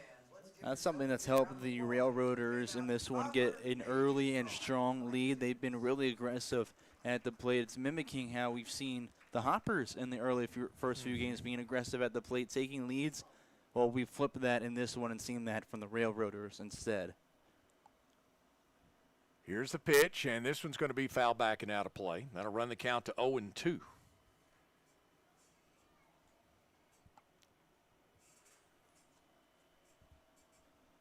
And Clinton's the guy that probably wants to, get back on after getting out last time to follow up a 3-run homer. He's still carrying that chip on his shoulder right now. Here's the pitch, and this one's going to be hit into center. Center fielder going back. He's camped underneath it, makes the play for the out. That's Jessup, as he has so far made both outs here in this inning of play. And Jeremiah Bowman, the catcher, will now come to the plate. A base hit in the 6th. Popped out in the 4th and struck out in the 3rd.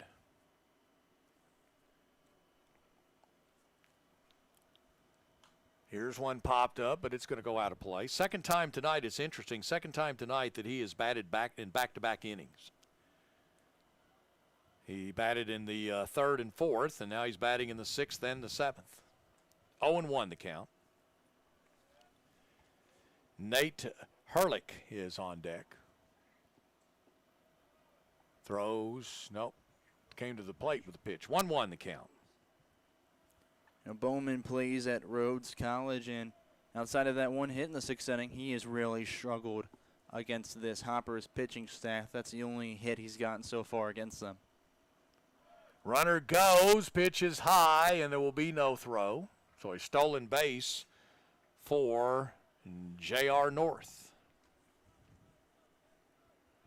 Second stolen base for them today, and that pitch was so high that it's hard for Ryan McCartan to bring it back down and then make the throw all the way down the second in time. So he just held up. And North got a great jump, too. Oh, yeah. Pitch outside for ball 3. 3 balls, 1 strike, 2 outs. Again, we're in the top of the 7th. And the Railroaders at one time led 6-0. They now lead 6-3 as the Hoppers put 3 on the board in the bottom of the 6th. And there is a pitch for a strike. That'll make it a full count now at 3 balls and 2 strikes. 3-2 the count with 2 outs.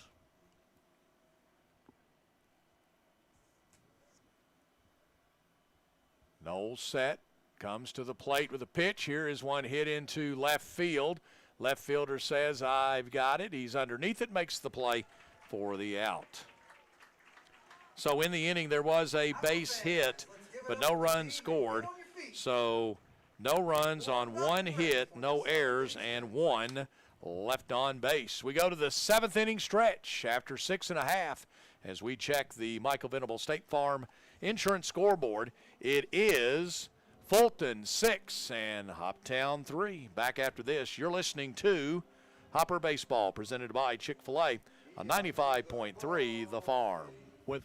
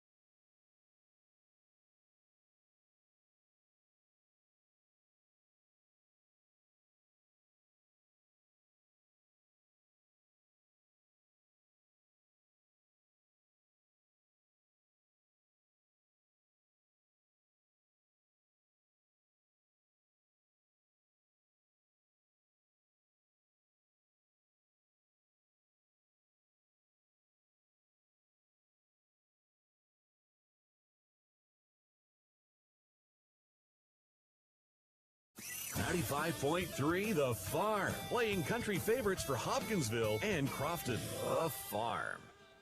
Well, I know you're not at the ballpark because you're listening. You missed a treat. Carter Hendricks was the entertainment in between innings with Take Me Out to the Ball Game. Carter, all I can say, you're no Scott Colley, but you'll do. It's our version of the Harry Carey. That's right, there. yeah. Now I'm coming to the plate for the Hoppers. There's a lot of enthusiasm, got the fans into it, and for us it was a lot of fun to listen to. Yeah. Great stuff. Great stuff. Great stuff. 6-3, bottom of the 7th. The batter is going to be Reed Hayes, the right fielder. 0 for 2 tonight for Hayes.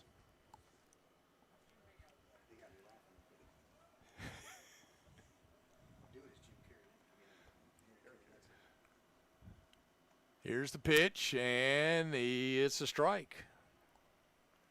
So 1-1 to count now for Hayes. Ironically enough, I think they play the Harry Carey version of the 7th inning stretch over at Fulton. Okay. We got our own. Here's the pitch. You know, there's a sober version, and then there's one where he's had a few spirits. Oh, yeah. Yeah. Yeah. Oh, yeah. Back in the day when that kind of thing could go on in the press box, they don't allow that now. Oh, no. 1-2 the count.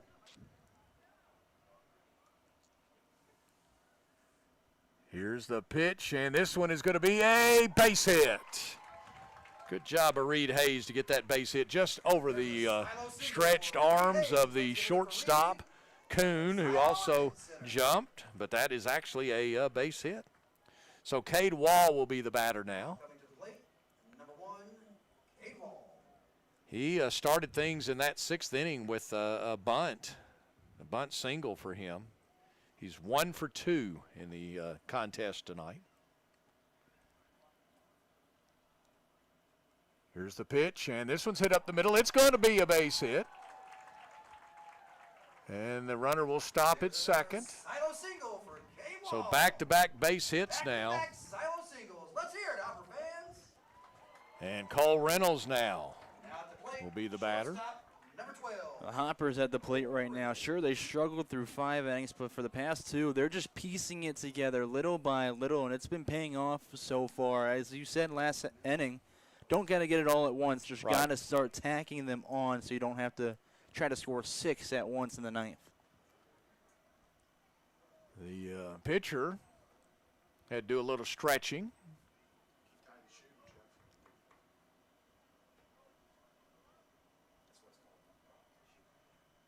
Each team now with 7 hits on the night. Each has an error. Here's a pitch. It's outside, gets away, and the runners will move up. They'll go to second and third on the wild pitch.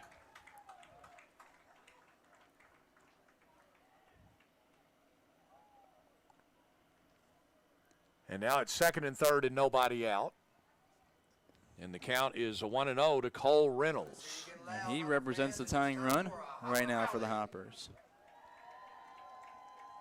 Looks like someone, that being Connor Scheidt, warming up again in the bullpen, but don't be surprised if we see Evan Woodward in this one if they tie things up.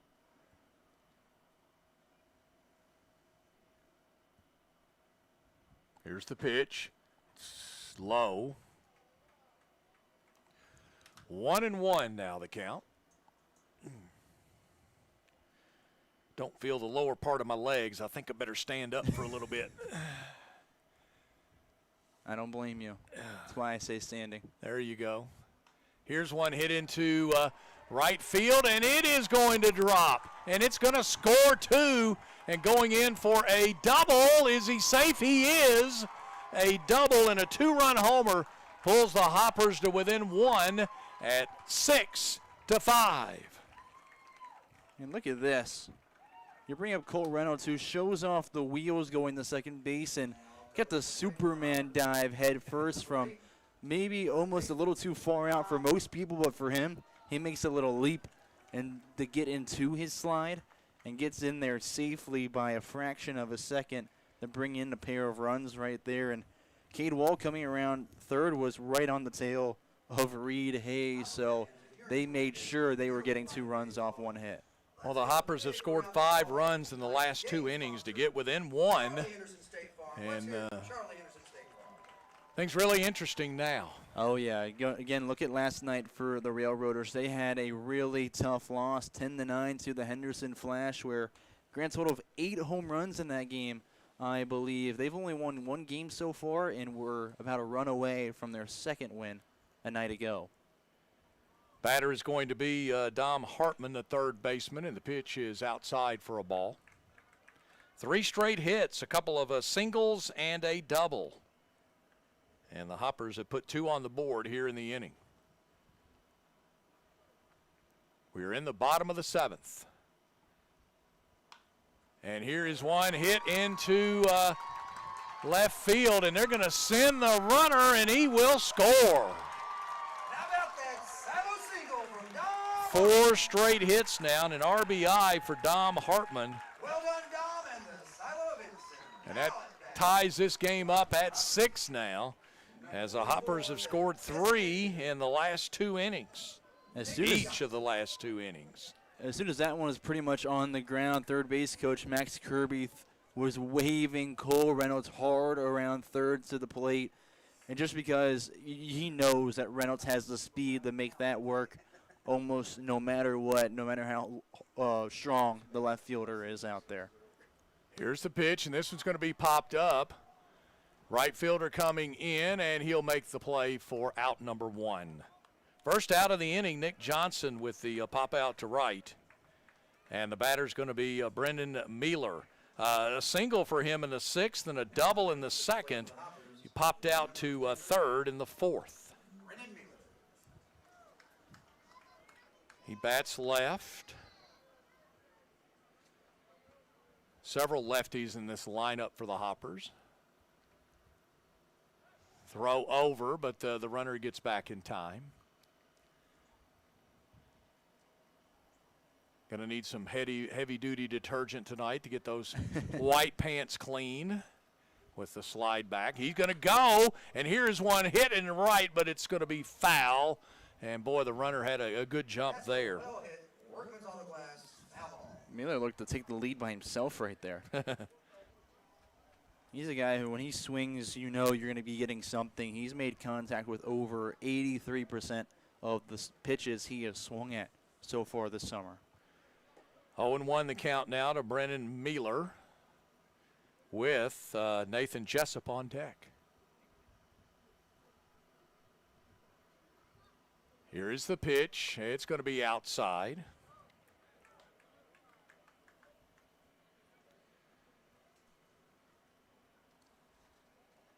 This, by the way, is Will O'Brien, our pitcher right now for Fulton.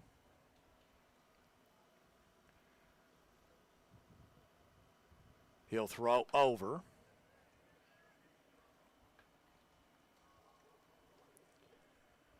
Michael Dobbins can't lose the game because he had the lead when he went out. 6-6 our score here in the bottom of the 7th. That pitch is called a strike. 1-2 the count with 1 out. Yeah, that'll give Dobbins and Carter Ross now the no decision. That is correct, yeah. Good catch there. Yeah, the Hopper bats have helped out Carter Ross there. Throw down, and it's second baseman is there backing up, and it actually was thrown to the second baseman, just to the right of the bag, several steps, and a stolen base, and the count now is 2-2, as that was called a ball to Brennan Miller. It's actually a pretty high throw to from the pitcher, and for the catcher to make a throw back down that quickly. Because, again, the Hoppers are able to get nice jumps tonight. Here, this pitch is outside. And that's going to fill it up. 3-2 the count. Full count here.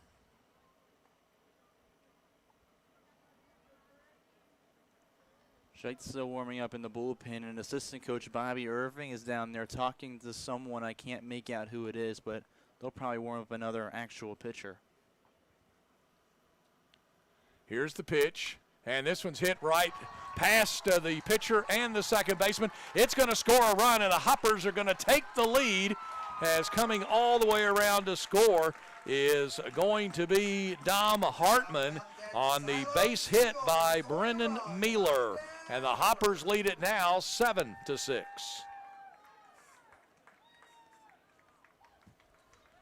That is going to be the 10th hit of the night. We're going to have a courtesy runner here. That's Chance Sweeney. Or a pinch runner, yeah. Chance Sweeney is going to come in and run.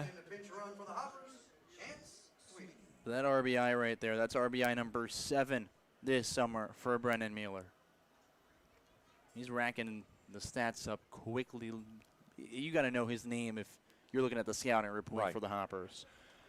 The one-out hitter is going to be the center fielder, Nathan Jessup. A couple of strikeouts, and he popped out to short in this ball game, so 0 for 3 on the night for Jessup.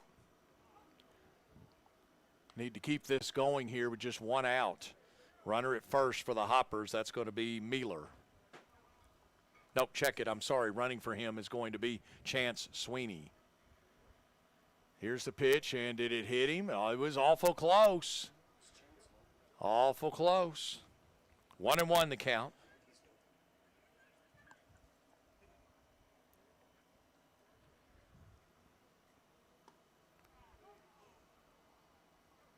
That's a strike. 1-2.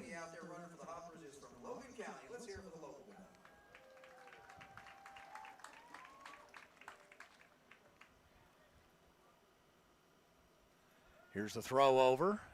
Runner gets back.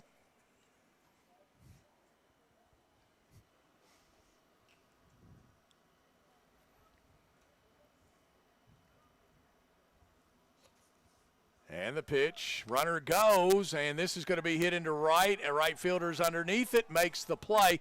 Runner has got to get back, and he's going to be doubled off.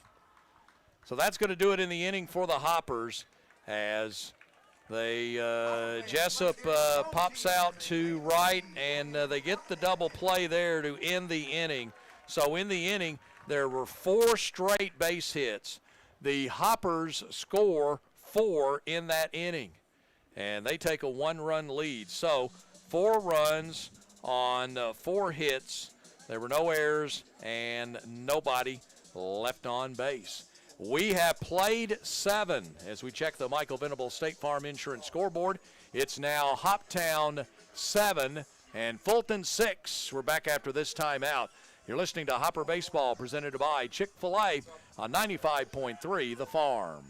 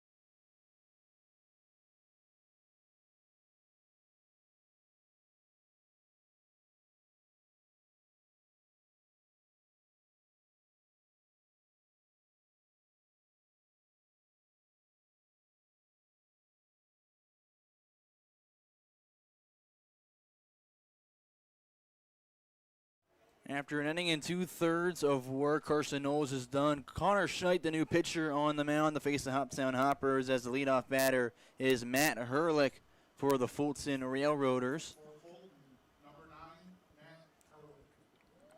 Holding these off in the left-handed box to face Scheidt, and his first bit of pitching for the Hoppers as the batter squares around and pulls back in time for ball 1. Scheidt also one of those guys that does not typically pitch after he joined the team yesterday after finishing his redshirt sophomore year with Indiana Southeast. As now the 1-0 pitch from the left-handed pitcher is outside for ball 2. Hoppers have a 7-6 lead over the Railroaders after they brought 4 across the plate in the bottom of the 7th. And 3 in the 6th. Next pitch finds the outside half of the plate for strike 1. Hoppers have turned things around and looked phenomenal at the plate after struggling the first 5 innings. Now Scheidt working from the stretch delivers the 2-1. Swung on and lifted to left field. That'll be Brennan Mueller, who grabs the ball and catches it for out number 1. Looking for some simple outs right now, and you're definitely going to be asking for the defensive help, as again, Scheidt does not usually pitch. He's just hoping to get the Hoppers a few innings of work, as it looks like Evan Woodward is out there near the bullpen getting ready to warm up. That was Matt Herlick with the fly out. And now the next batter at the plate, Nick Cossey at the top of the order. Watch this one for a ball outside. Cossey, up for the 5th time today, has reached his last 2 times, once with a walk and once with a hit by pitch. Next one comes in and misses for ball 2. Connor had a fantastic spring because his team made the NAIA World Series, where they won their first 2 games before dropping 2. And the next pitch comes in for a called strike. They ended up losing to the eventual NAIA World Series champions, Tennessee Westland, where Jaden Miles is actually committed to play next year, who will be joining the team after a while. As that one's in center field near no man's land, and it drops after Cade Wall and Cole Reynolds had a little bit of a miscommunication. Will probably go down as an error, as Cossey is aboard on first safely. He represents the tying run, as the Railroaders held a 6-0 lead at one point, and now trail by 1. Stepping up to the box will be Thomas Kuhn, the shortstop, with 1 out in the top of the 8th. Looks like they're going to give him a single for that, because I don't think anyone actually touched that, which would make sense for how it officially is scored. First pitch of the at-bat. Right back up the middle. Reynolds grabs it, flips over the second, over the first, and it will not be in time as Riggs pulls off the bag, and Kuhn was already there on the fielder's choice. Now 2 put away, but still a runner on first. Kuhn just replaces him out there. That'll bring up Jacob Lott in the 3 spot, the left fielder today, who is 0 for 3, though he did reach on a walk back in the 6th inning. The lefty-on-lefty matchup begins with a pitch on the outside and just misses by a hair for ball 1. Crowd's been staying put and staying strong through this evening, carrying us into the night of this game. Ground ball on the left side. Dom Hartman loves it across the diamond with some emphasis for out number 3. Connor Scheidt retires 3 batters after giving up a single to Nick Cossey. And the Hoppers still lead 7-6 as we check the Michael Venerable State Farm scoreboard off 1 hit, no runs. Hoppers lead by 1 as we head to the bottom of the 8th here on 95.3 The Farm. At Max's, we're supporting our local schools 1 gallon at a time.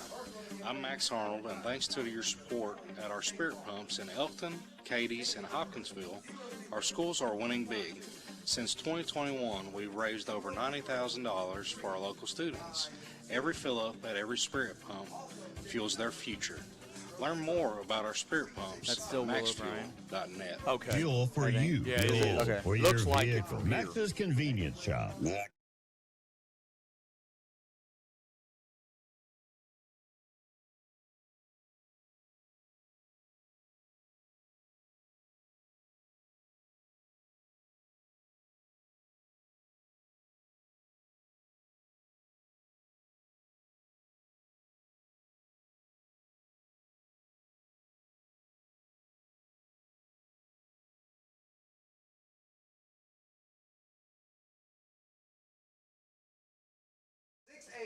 .3 The Farm. Hoppers have a 1-run lead over the Fulton Railroaders here at Tiger Field, but you can't be very comfortable with that. They come back to the plate looking for some insurance with Declan Riggs to lead things off, with still Will O'Brien on the mound for Fulton. Right now it's a 5-1 record for the Hoppers after they won 12-6 last night against the Miners, looking to move to 6-1. And I'll have some scores around the league in a moment, but first we turn our attention to Declan Riggs in the left-handed box to face Will O'Brien. First pitch of the at-bat, Riggs leaves on the outside for strike 1. Riggs so far on the day, 0 for 3, though he did reach on an error. Next one out towards the left side and fouled out of play. Will O'Brien, who plays at Skyline Community College, reminds me of Skyline Chili back in Cincinnati. The 0-2 pitch now to Declan Riggs is way outside for ball 1. Skyline or Gold Star? Skyline. Okay. 100%. Okay. I'm quick with that one. I just thought I'd ask. No, you have to. I agree. You have to ask, but count is 1-2 with no outs here in the 8th. And here's the pitch from O'Brien. The Riggs goes with the off speed, and Riggs fouls it off and keeps himself alive at the plate. Take a look at some of the scores around the Ohio Valley League real quick. The Paducah Chiefs are hosting the Miners, where the Chiefs lead 5-4, and the Rhythm are visiting the Flash. That game tied at 3-3. 1-2 pitch yet again from O'Brien to Riggs inside, and it clips him on the back leg. A hit by pitch as he's on safely.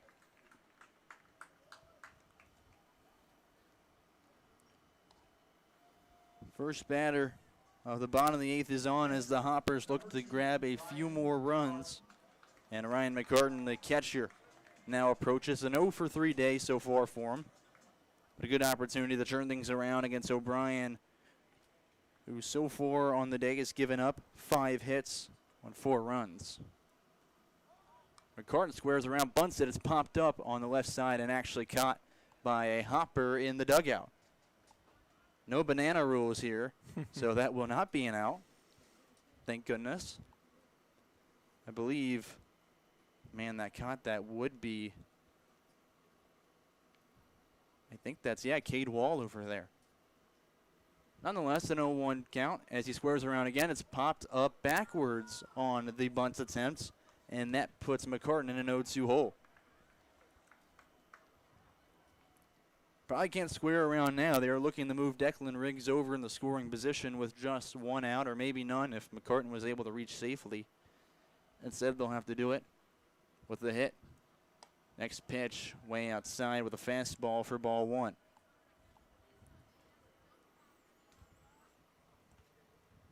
McCartan, so far, about 80% of his at-bats have gone down officially as quality at-bats. The 1-2 outside skips up and is blocked by Jeremiah Bowen. Count is even 2-2 with Riggs still on first base and no outs. McCartan's also a guy who sees about 4.5 pitches per plate appearance. He's at 4 right now. He's about to see the 5th of the at-bat as it comes to the plate and skips in the dirt up to Bowen for ball 3. Count runs full with no outs in the bottom of the 8th, a runner on first, and a 1-run lead for your Hoppers. O'Brien now set from the stretch with the full count pitch. It's inside, gets away from Bowen. Declan Riggs will move up one bag and not try to take another after that one got away from Bowman. So hit by pitch and a walk is how we begin the bottom of the 8th. Still no outs with a runner in scoring position for Reed Hayes, who singled his last time up and came all the way around the score for that first run in the 7th. Pinch hitter here, Evan Jacob. Evan Jacob will be the pinch hitter. Make me bite my tongue right there. Evan Jacob at the plate, who's had one of the most explosive and powerful starts to the season for the Hoppers. He's batting a little around 400 this summer. With 2 on and no outs, the first pitch he sees of the night. He attacks and cannot connect on the swing and falls behind 0-1. Jacob did play yesterday as the catcher, where he went 3 for 5 with a single, a double, and a solo home run. 0-1 pitch out towards right field, down the line. That one lands fair. Riggs coming for the plate. He's going to score a run. Evan Jacob with an RBI single to give the Hoppers a 2-run cushion.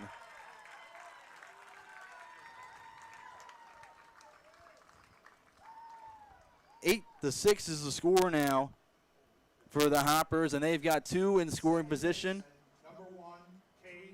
On second and third with still no outs.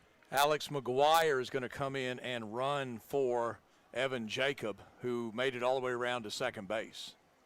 A nice double there. And as you said, pinch runner. But at the plate will still be Cade Wall, as there will now be a meeting on the mound. We'll see a pitching change. O'Brien's day is over. And we'll see a new arm on the mound for the Railroaders when we return here with more Hoppers baseball on 95.3 The Farm.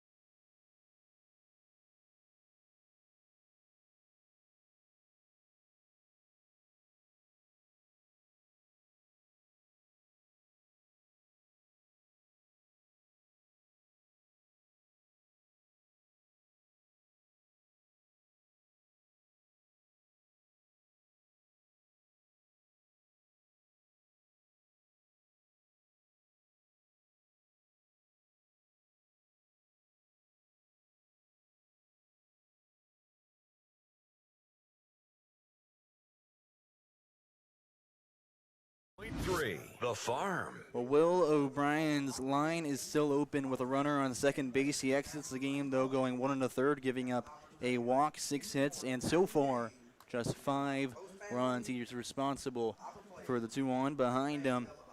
But now on the mound, coming out of the arm barn, will be Xander Smith for the Fulton Railroaders. He pitches at Georgetown College and was on the roster in 2025 for this team. And now he's trying to minimize the damage that the Hoppers just keep building up inning by inning here in the latter portion of this game. Like to have a couple of more insurance runs if possible. A little more breathing room in the top of the ninth. Xander Smith has served as a two-way guy. He's had 2 at-bats and 3 innings pitched, and in those 3 innings that he threw against the Madisonville Miners, he gave up 2 runs on 3 hits, 3 walks, and 3 strikeouts. He'll first face at the plate. Again, Cade Wall in the 9th spot in the top of the order will be back in action. Cade Wall, back-to-back singles for him. One of those a bunt that got everything rolling in favor of the Hoppers with their momentum. First pitch, he squares around again. It's bunted and fouled backwards. Had a lot of backspin on it as he'll go in an 0-1 count. Standing on third is Ryan McCartan, and Alex McGuire standing on second after it was a double from Evan Jacob. Comes in the pinch run for him. Long pause as Smith on the mound with the leg kick. Now delivers the pitch outside with a fastball for ball 1. Counts 1-1.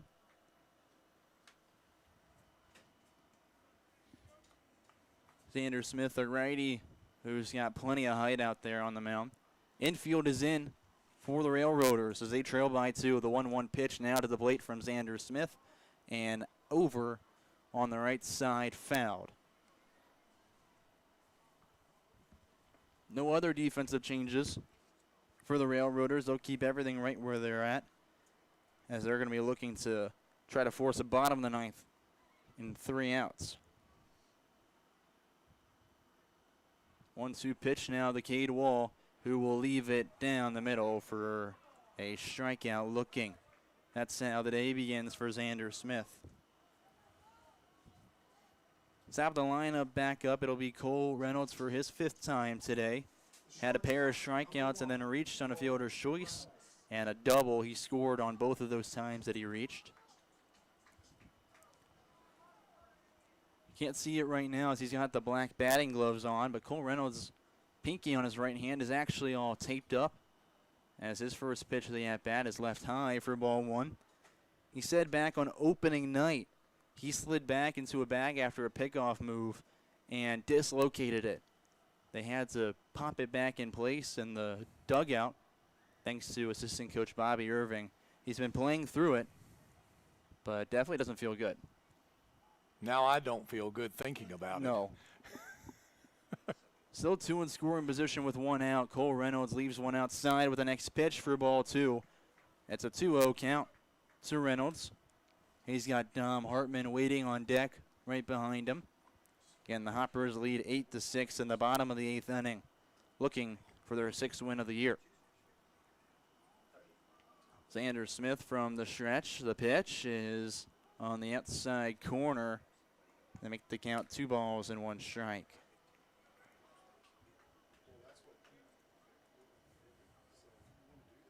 Cole Reynolds, every time he swings, has been making contact about 90% of the time, so he doesn't swing and miss very often. The 2-1 pitch is way inside. Cole Reynolds fades out of the way, as that one was near the face. Count is now 3-1. Cole, a native of Somerset, Kentucky, going to get 1 more summer in before his senior season with the Cumberland's Patriots. Long stare in from Xander Smith, now ready.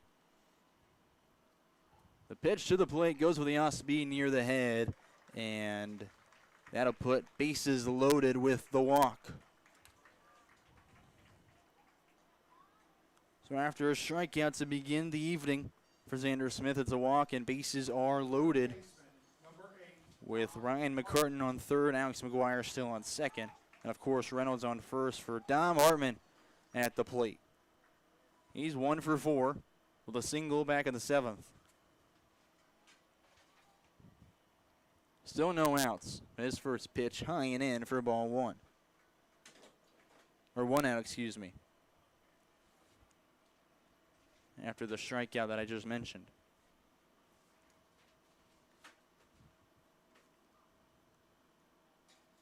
Smith now set on the mound and delivers the pitch from the rubber. Dom Hartman out towards right center field. This one's got some carry and will land on the warning track, and that will bring in 1, 2, and 3 runs. Dom Hartman digging for third, and he'll hold up with a bases clearing triple. Dom Hartman makes the score 11-6. Our first official triple of the year, and that gives the Hoppers some very necessary insurance. Yeah, that 5 spot looks good right now. Oh, yeah, it does. After trailing 6-0, they have scored 11 unanswered runs.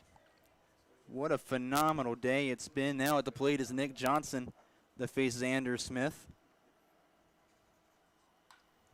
He'll swing at the first one and foul it off on the right side. And looking at the total right now, one of those runs will still be awarded back to Will O'Brien. 2 of those, or excuse me, 2 of them are against Will O'Brien, 1 now against Anders Smith. Counts no balls, 1 strike. Pitch misses upstairs for ball 1 to Nick Johnson. But again, just talking about Dom Hartman, we said it last night on the broadcast. A guy who's been hitting the ball pretty decent, but his average doesn't show it. He's been putting the ball in play. He's been right at people. He finally finds one deep enough in the gap and gets all the way around on it. Next pitch misses near the knees of Johnson for ball 2. Counts 2-1 with 1 out in the bottom of the 8th. The runner on third. An 11-6 lead for the Hoptown Hoppers. Pitch now from Xander Smith. It misses near the dirt for ball 3. So in danger of walking a guy on, that would bring up Brennan Mueller, who stands on deck. He'd be the 8th batter to approach the plate here this inning. 3-1 pitch is swung on and fouled out of play on the right side. So that runs the count full. But it feels like right now that all that momentum the Railroaders had, all that confidence has very much faded at this point. I don't really feel it at this point whatsoever. I can't say they would.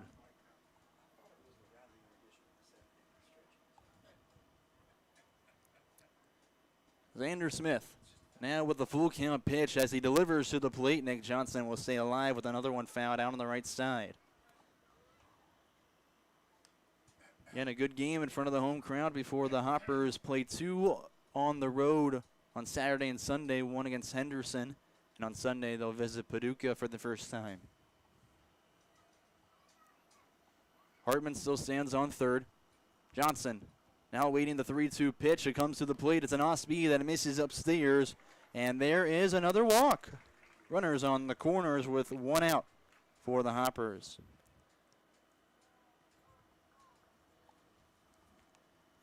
Well, Chance Sweeney will walk up, not Brennan Mueller, excuse me. That's after Chance Sweeney came in and pinch ran for Brennan Mueller. And Chance Sweeney steps up for the first time today. His first pitch, a called strike on the outside half of the plate. Sweeney had a 2-run home run in yesterday's game to get the scoring kind of rolling in a bit of a rhythm. They already had 1 run, but that was putting them into full swing at the plate. He grounds one over towards the second baseman, who flips to the second for 1 out, over the first for the double play to end the 8th inning. Hoppers have another great bottom of the 8th. They score 4 runs, including a bases clearing triple from Dom Hartman. As we check the Michael Venerable State Farm scoreboard, it was 4 runs on 2 hits from the Hoppers as they now lead 11-6 over the Railroaders. They look to close things out when we return to the Chick-fil-A broadcast booth on 95.3 The Farm. Summer starts here. I got that right? Yes, you did. Yes, you did.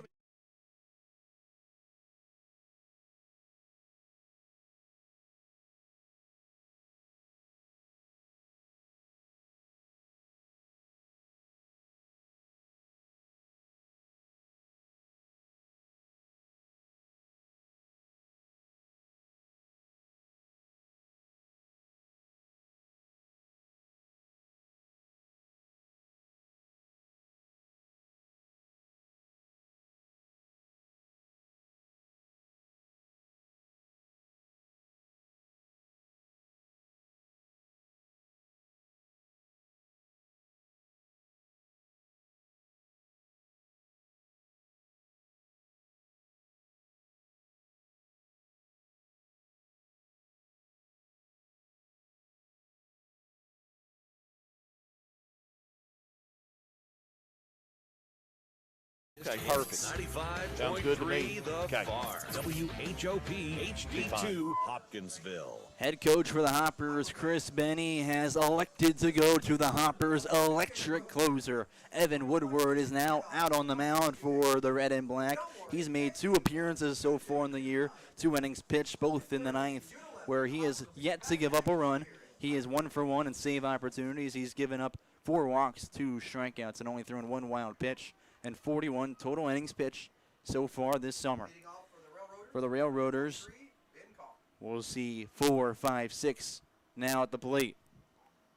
It's a righty-on-righty matchup. They begin the 9th inning. First pitch misses low for ball 1 against Ben Kaufman. Kaufman is 1 for 4 on the day. He also reached, though, on an error to begin his evening. He flares one out towards deep right field near the line, and it is finally caught by the right fielder, Reed Hayes, as 1 is away.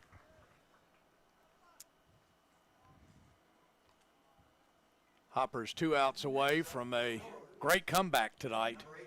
Again, they spotted Fulton 6 runs, and Hoppers have scored the last 11.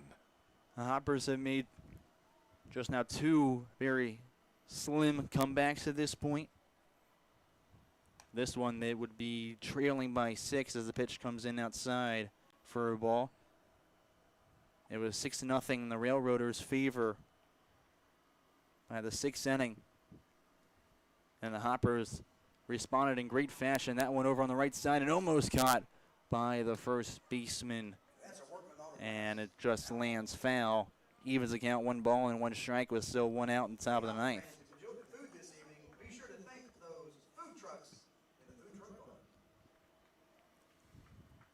J.R. North at the plate.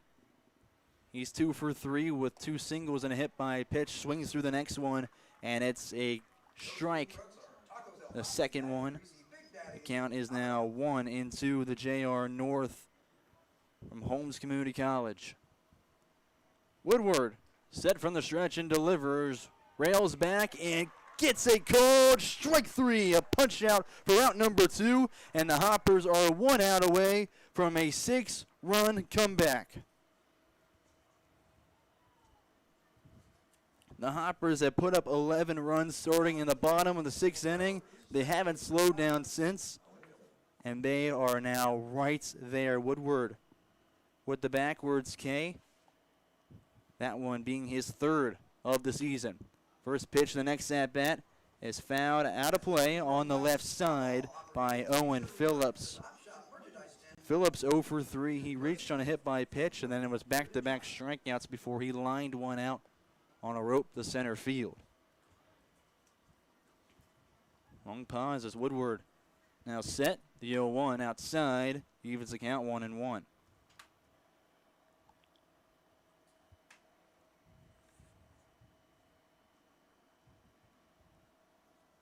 Woodward again now set from the stretch.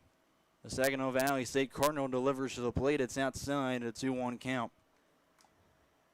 Woodward from Rochester, Michigan, made his collegiate debut against Lake Erie on February 20th, where he went a scoreless inning, giving 3 strikeouts.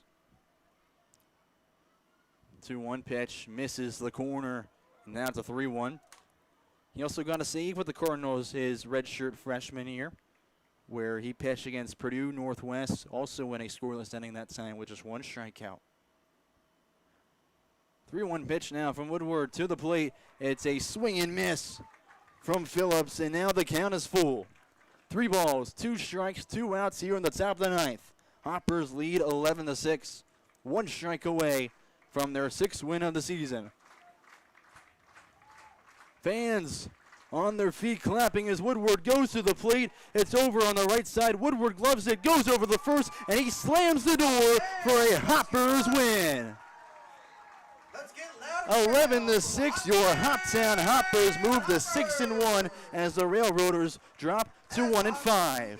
A terrific win. We'll have your post-game coverage right here on 95.3 The Farm. Don't go anywhere as the Hoppers get yet again another victory. No matter what you've been through. Look at that. Yeah.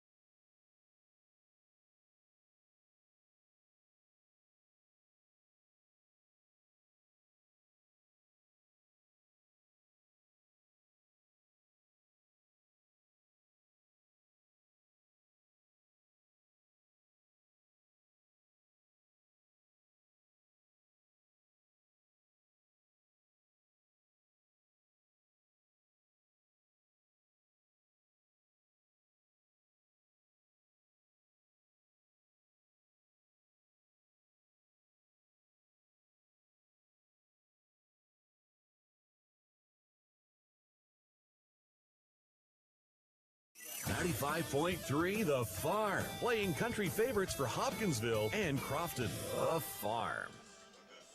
Welcome back to Hopkinsville High School's Tiger Field.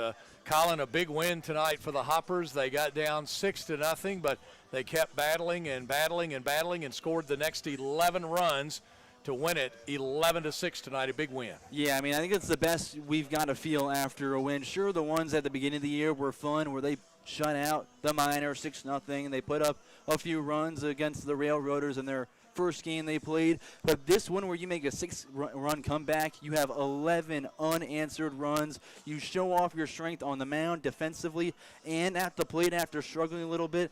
This one feels so great in front of over 500 fans. It took the Hoppers into the 6th inning before they plated their first run. They would score 3 in the 6th, 4 in the 7th, 4 more in the 8th, and win it 11-6 on the night. Big night for several Hoppers tonight.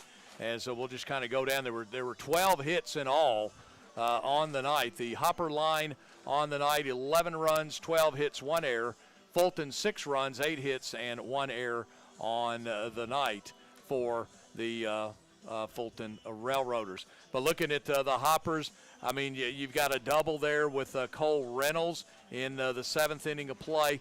Dom Hartman, he got a single that scored a run, and then that big triple. And as you said, the first one of the season for the Hoppers, scored 3, and that really opened things up right there. Yeah, I mean, that one felt like the nail in the coffin against the Railroaders. Also got to mention in those 12 hits there, the second one didn't come until the 6th inning. Right. They were fantastic from all aspects, but again, Dom Hartman's triple felt like the real just nail in the coffin against the Railroaders. A fantastic game from him. Defensively, after giving up 1 error, he made up for it with a few good plays in the field, and then at the plate with that single and triple, just really carrying on that momentum that helped get the Hoppers through their order a few times in the back half of this game. Of course, Nick Johnson with a base hit. Look at this, Brendan Mealer here with a double and a single, and then Chance Sweeney came in, and he got a single and an RBI for the Hoppers. Looking down through here, bottom of the order, you've got Reed Hayes. He got a base hit, and then Evan Jacob with a big double that scored an insurance run there for the Hoppers, and really got things going there in that bottom of the 8th inning of play. As again, the Hoppers scored 3 in the 6th, 4 in the 7th, and 4 in the 8th to get the 11-6 win. And they go now to 6-1 on the season, and depending on what happens with full count, probably no less than a tie for first place, because they were tied coming in. Yeah, I mean, I'm looking at the scores right now. Right. Full count is leading 5-3 over the Flash, and the Paducah Chiefs 5-4 over the Miners. So Rhythm will still probably have that lead, but they'll have a chance at him again at some point, and that could be a really good matchup throughout the rest of the season. Our defensive highlight tonight is brought to you by Westside Body Shop, Hopkinsville's trusted name since 1968. Family owned and operated, located at 2505 Fort Campbell Boulevard in Hopkinsville. And it's got to be that catch. I made a notation on it here, and let me see. I went with Reynolds. Oh, yeah. And he was able to make that play at short to get the out on Jacob Lott.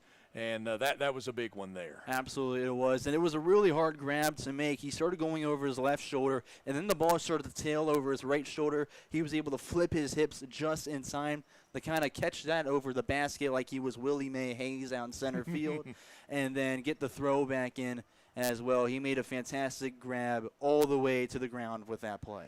Our player of the game is brought to you by Skyline Animal Clinic and Oak Grove Animal Hospital, who supports all the area schools, athletes, and students. Skyline Animal Clinic has been your source of veterinary care for small animals since 1956. Call them today for all of your pets' veterinary needs. I mean, we've got several candidates that could be our player of the game. I mean, like I said, you've got that double by Evan Jacob. I'm going to go with Dom Hartman on the night. He had the single that scored a run, and then he had the triple there in the 8th that really broke things open and scored 3 runs there. Yeah, cleared the bases. Yeah, 4 RBIs, a run for himself, a few good plays in the field. Got to go with Dom Hartman, who's just been a real leader and a guy who's kept gluing this team together in the early portion that's made them so strong to get the 6 wins and only 7 games played.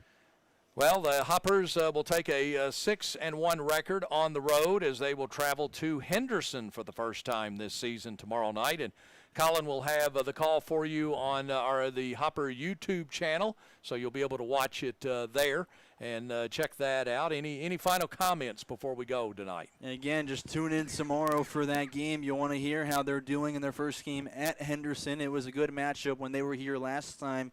Hoppers are on a roll, and they want to continue. I guarantee when I go over for the meal afterwards, the first thing I'll hear is, Hoppers on a roll, let's keep it going from Chris Benny.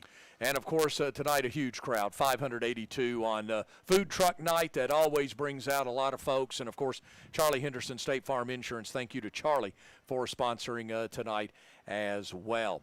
Well, the ball game took right at 2.5 hours to play, so you can't thumb your nose at that. Anytime you can get one of these 9-inning collegiate-style games in less than 3 hours, you're doing pretty good. But the Hoppers win it here tonight, 11-6, and our next Hopper broadcast will be on Tuesday of next week, and I believe Full Count Rhythm will be in here on Tuesday the 9th, and Joe and Colin will have the call for you coming up on Tuesday night of next week. This programming note, want to remind you, we'll have University Heights Academy Blazer basketball tomorrow as they play in the quarterfinals of the KHS AA State Baseball Tournament, and they will be taking on Boyd County, and that's an afternoon game, 12:30 first pitch. Joe will be on the air along with Josh Hunt, former Christian County baseball coach, now superintendent of the McCracken County school system.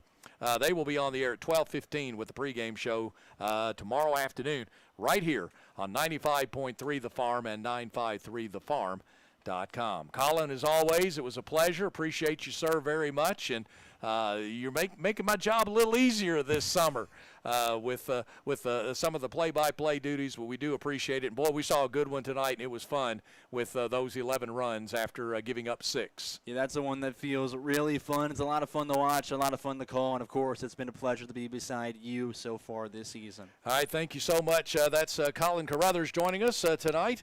And, again, your final score, it was Hoptown 11, Fulton 6. This is Jeff Sis saying good night, everybody.